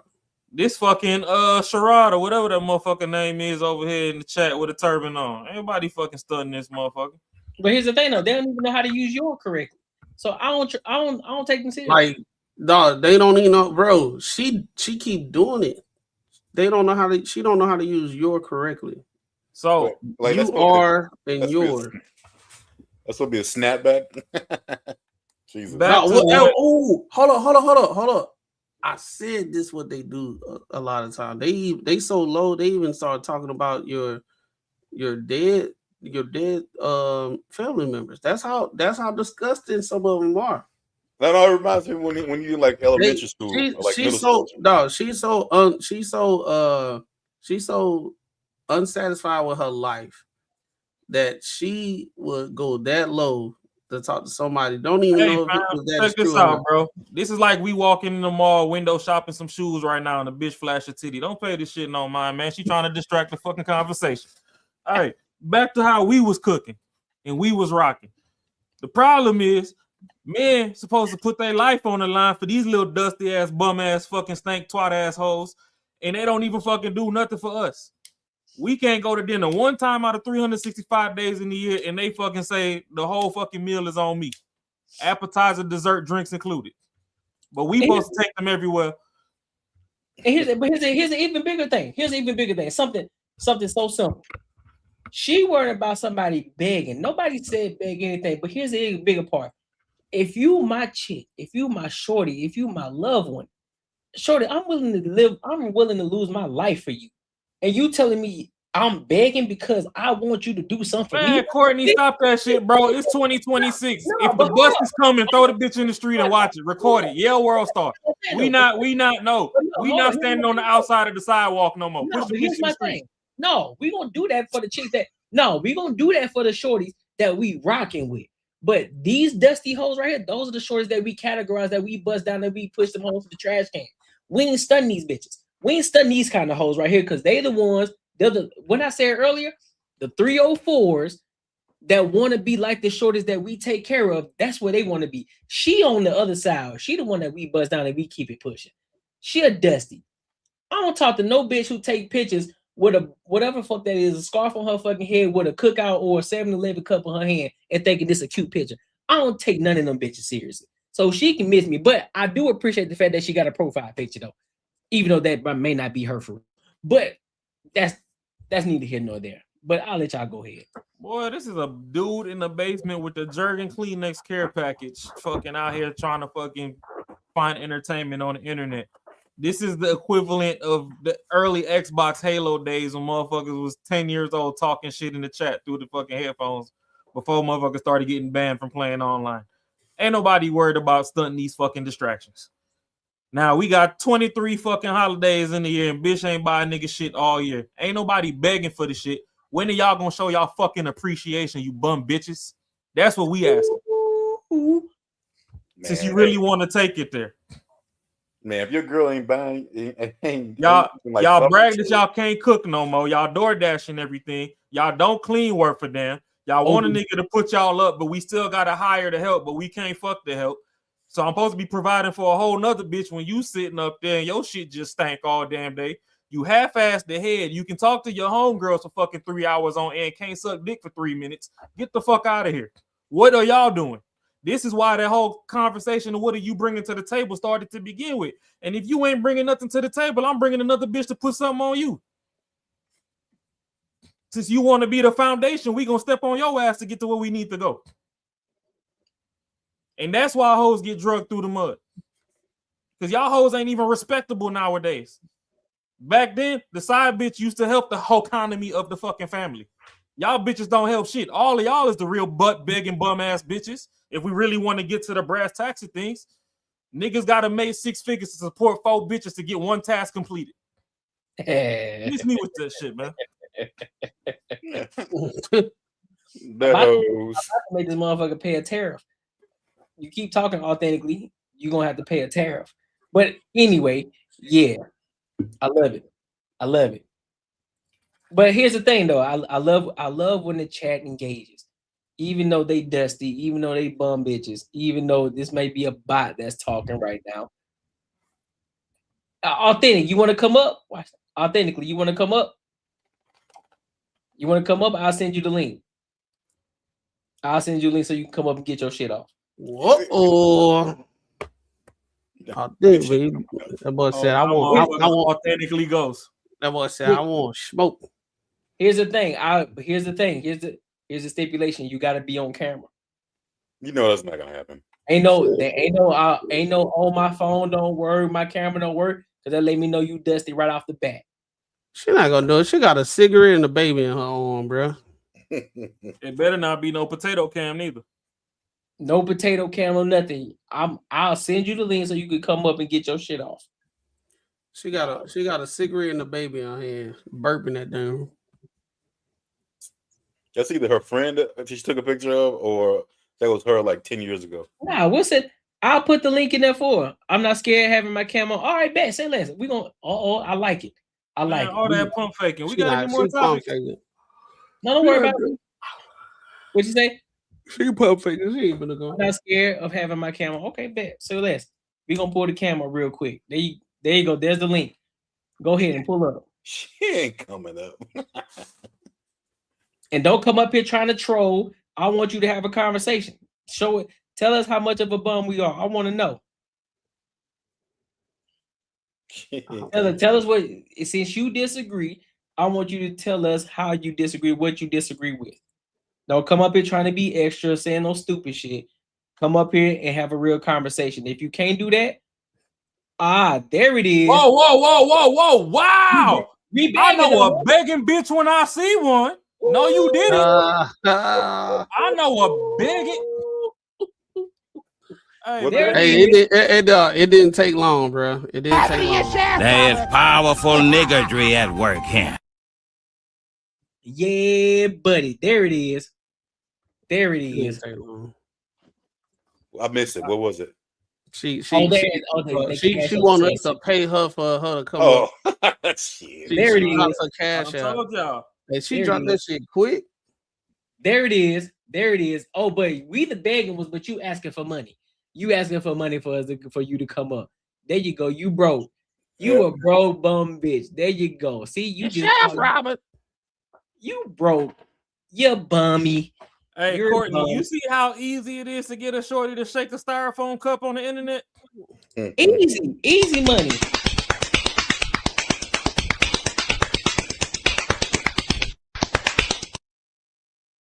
Easy money.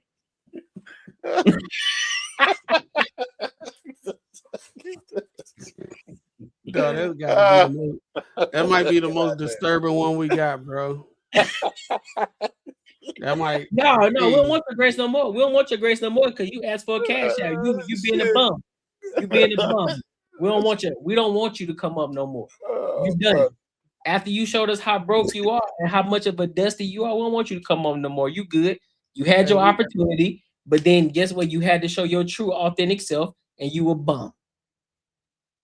Thank you. Thank you for proving the point. Because even if she would have came up here, bro, it would sound like this.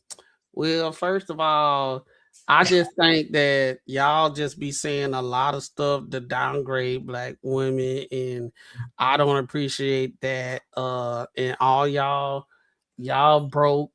But why they always put it on black like it's fucking exclusive to them? Right. Y'all copying the blueprint from somebody else. These people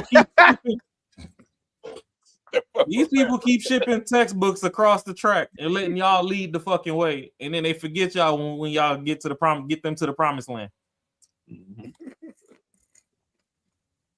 But hey, what do we know? Right, Courtney. I don't know how to feel about that one, dog. It's a long video, bro. It's like we just watching it.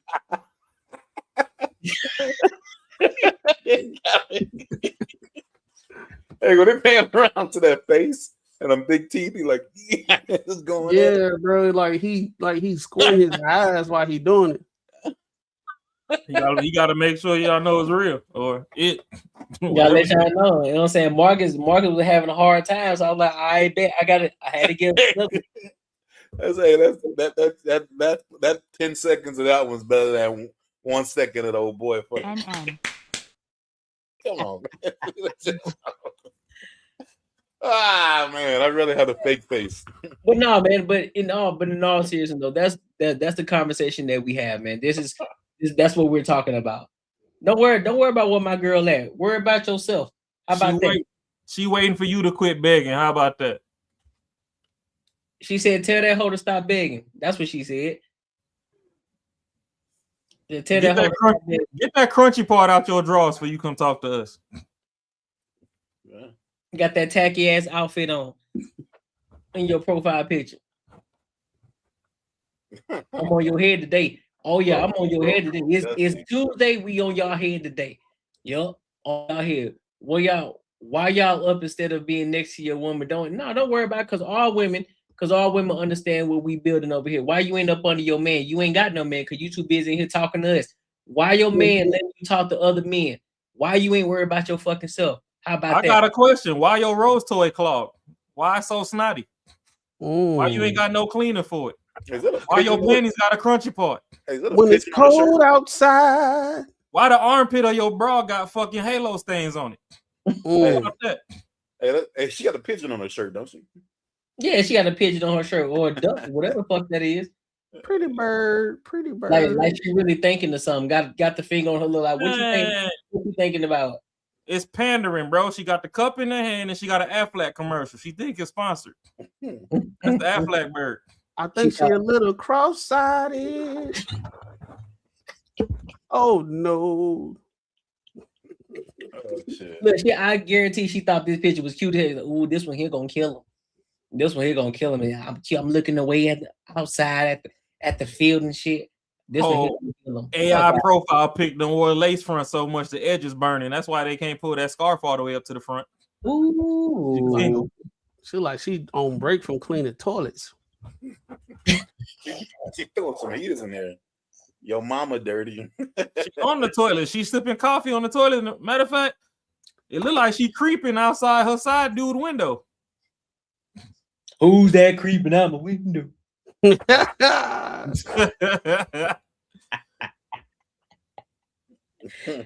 right, man. Let's leave her alone before she get upset. You know what I'm saying? Leave her alone. We gave her enough attention for the day. She'll be all right. She'll be back. But yeah, any final thoughts on that topic?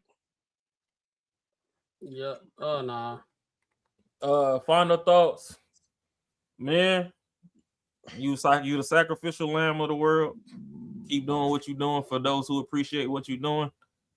Women, it's okay to appreciate the people that show that they appreciate you every once in a while. It's okay to reach back. Pause. So, shit, ain't no pause. Shit, they gotta reach back to wipe the coochie. They gotta wipe front to back. Yo, that's crazy, son.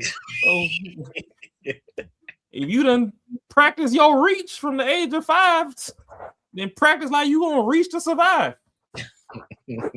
Or you could be like authentically over here with the crunchy part in the panties, frustrated because it ran out of tide. No, so only I gotta say is, yeah, I don't know. I could never be a woman who didn't value me as much as I value her. So it's crazy to hear some dudes say they chicks don't never like cover dinner or buy them some shit. Man, that's fucking crazy as fuck. I got one more after Marcus is done. No, that's it. You good. That's all I gotta say. Boom. Stop asking women to buy you stuff. That's gay. Okay, gay. It's gay. All right, you know what? We just gonna go to the Webster's dictionary and say that gay means happy.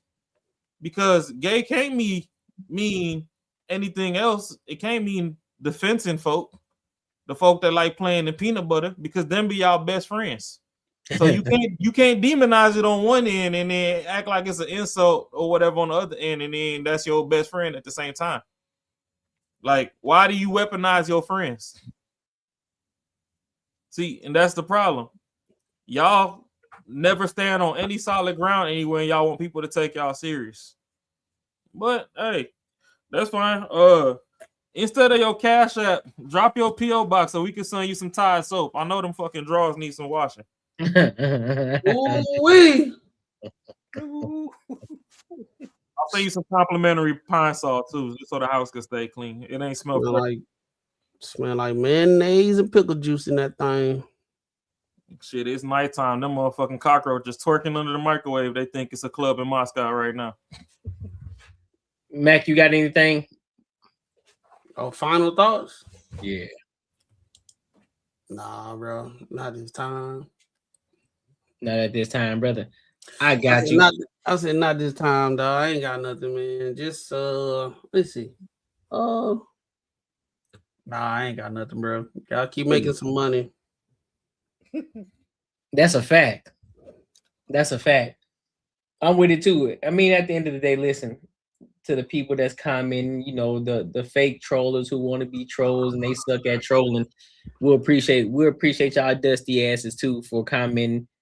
You know what I mean? One day you will learn. One day you will figure it out. Hey, Courtney, you want to know the beautiful thing about raising yourself? What's that?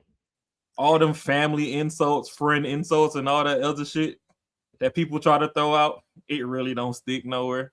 It don't. Like, mom ain't help me do homework. She ain't help me do shit. So you could talk all the shit you want about her. She's still great in her regard. Exactly. You're still a miserable bum bitch.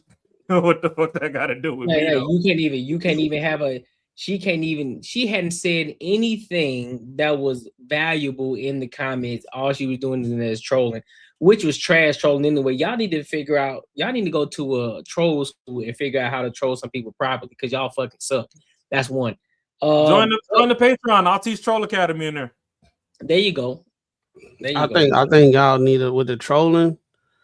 Y'all gotta come up with some new stuff instead of saying the same stuff other women been saying. Just calling us, just saying that people gay and talking about our mom. They barely buy new toys. All they know how to do is recycle the same old bullshit. Like talking about my dead mom or grandma and stuff. That do not fade. Like it's been overused. Like for real. Like that's it. Like, it's crazy. This only affects someone who's in like middle school.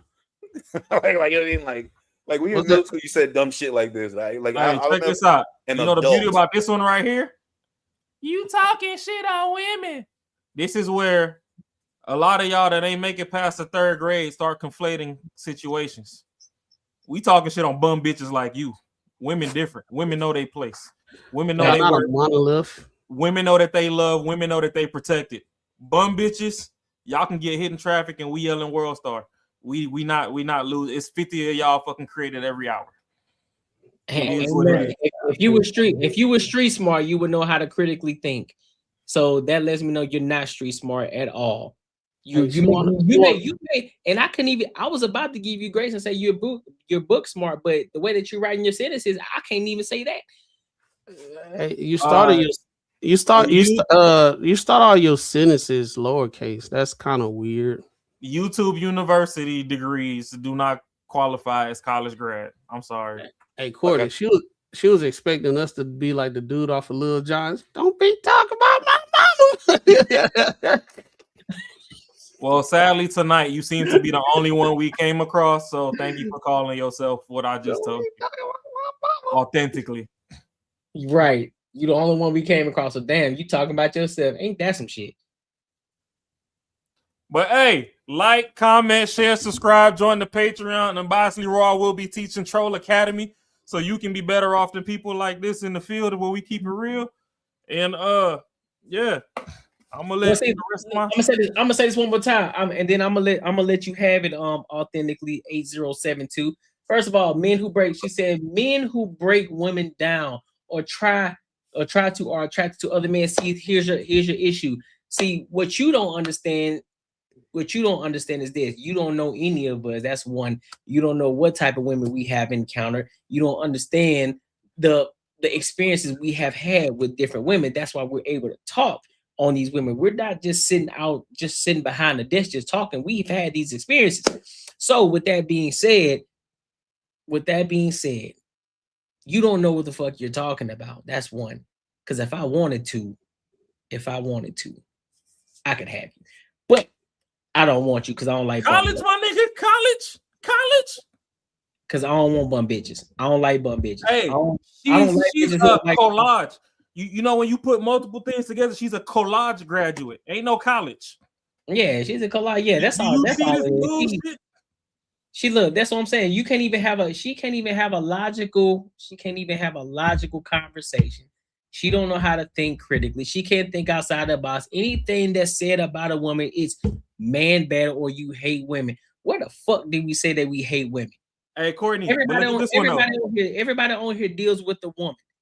And none of them, guess what? Not one man is speaking ill about the woman that they deal with. Hey, Courtney, check this out. Men who break women down or try to, mind you, I'm adding the punctuations as we go because it's just a run on.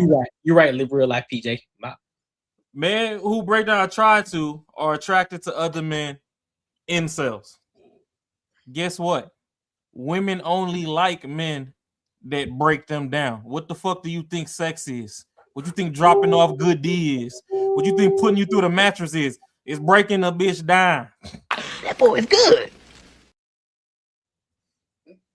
But it's been another episode of some bitches, not women, some bitches ain't shit. Tune in next time to Real Nigga Conversations with Real People. I don't get. She up here talking mad shit to all of us, and gonna sit here and say like, we putting her down. Did she not the fuck see all the shit she been writing? Like I don't understand. Like this is stupid. We were just giving her. We gave her too much shine, bro. That's our fault. That's our bad. We gave her too much shine. We gonna let her rock out. No. We did exactly what we did because that coincided with some of the stuff we were talking tonight. Some women are very unaware of how they carry themselves, and unfortunately she don't. And this is like one of the prime examples. How much are you authentically selling it for? And you have someone like Sharon fucking right next to a fucking champion her own. Yeah, you tell them. Not bad. What you were saying wrong? She calling us like this. I was just saying, man, this is just one of the things where it's on display. Some women, they women and people, but we talking about women, they really don't know how they come off. They think all this right here is justified and it's cool, but it just shows you everything that we be talking about, and it ain't enough trauma. She might got some trauma. You know what I'm saying? You know how we use that loosely. That's the reason why, we can't fault her because she might got some trauma. That's the reason why she talked to us like this. Why you want to try to slap us? Why you gotta slap our mom? Why you want to try to slap us? We talking to you. You ain't talking to our parents. Cause guess what? You ain't stupid enough to do nothing like that. All right, but Courtney, see the problem is they think because we talk the way that we talk, that we ain't got strong backings behind us. Facts. If you even raise your hand in my mama presence, all you're gonna see is that cutscene credits where it say that Robert E. Wild or whatever, and you hear the song playing, you gonna hear them saxophones. Raise your hand. I dare you. Cause we grown ass men and we wouldn't even do that towards our own mama. So that's how we know that the middle of your panties crunchy. Well, you got more disrespect towards women than anybody else because you talk about slapping somebody's mama. So you going against the very thing that you up here telling us that we talking about. You see how dumb you are? If you let them talk long enough, they contradict themselves. You see how stupid you are? Hey, bro, listen, bro, we ain't gonna listen. We're not gonna address this person anymore. We're gonna call it because now she's contradicted herself again. She got caught up in herself, and now she's getting emotional. So we're we're gonna leave it be. But hey, I'll leave it. But this is exactly how women do. They will say the most fucked up shit to you, and for some reason they don't recognize what they're doing, and then once you react, there's a problem. Yeah, that's facts, bro. Hey, authentically, guess what? Mommy be authentically watching the pod. She like what we say. Exactly. She gonna send you some Tide Pods though. We know it's dirty over there. Send some Tide Pods. I got you, Fi. I'll make sure I add you on that, big dog. Don't worry. Don't worry. Authentically, we authentically invite you to come back and tune in to more conversations. You'll see moms up here. They be in the chat. Yeah, they're gonna. I'm telling you, bro. She gonna have to start paying the tariff, bro. I ain't got time for these bum hoes. They gonna have to start paying tariffs. I'm not bringing nobody else up. I ain't highlighting nobody else until they start paying tariffs. Hey, God love me. He ain't gonna punish me. You the one with the itchy wig. He said with the itchy wig. Yeah, that's that itchy wig syndrome. That's why they can't never sit still. This man said the itchy wig. Be out there patting their brain cells in traffic and shit. Fuck out of here. Bro, this dude's stupid. This nigga said that. Yeah. He said the itchy wig, but all good, man. Everybody who's in here, I appreciate y'all for kicking it with your people. We appreciate y'all for tapping in with us. And until next time, we'll holler.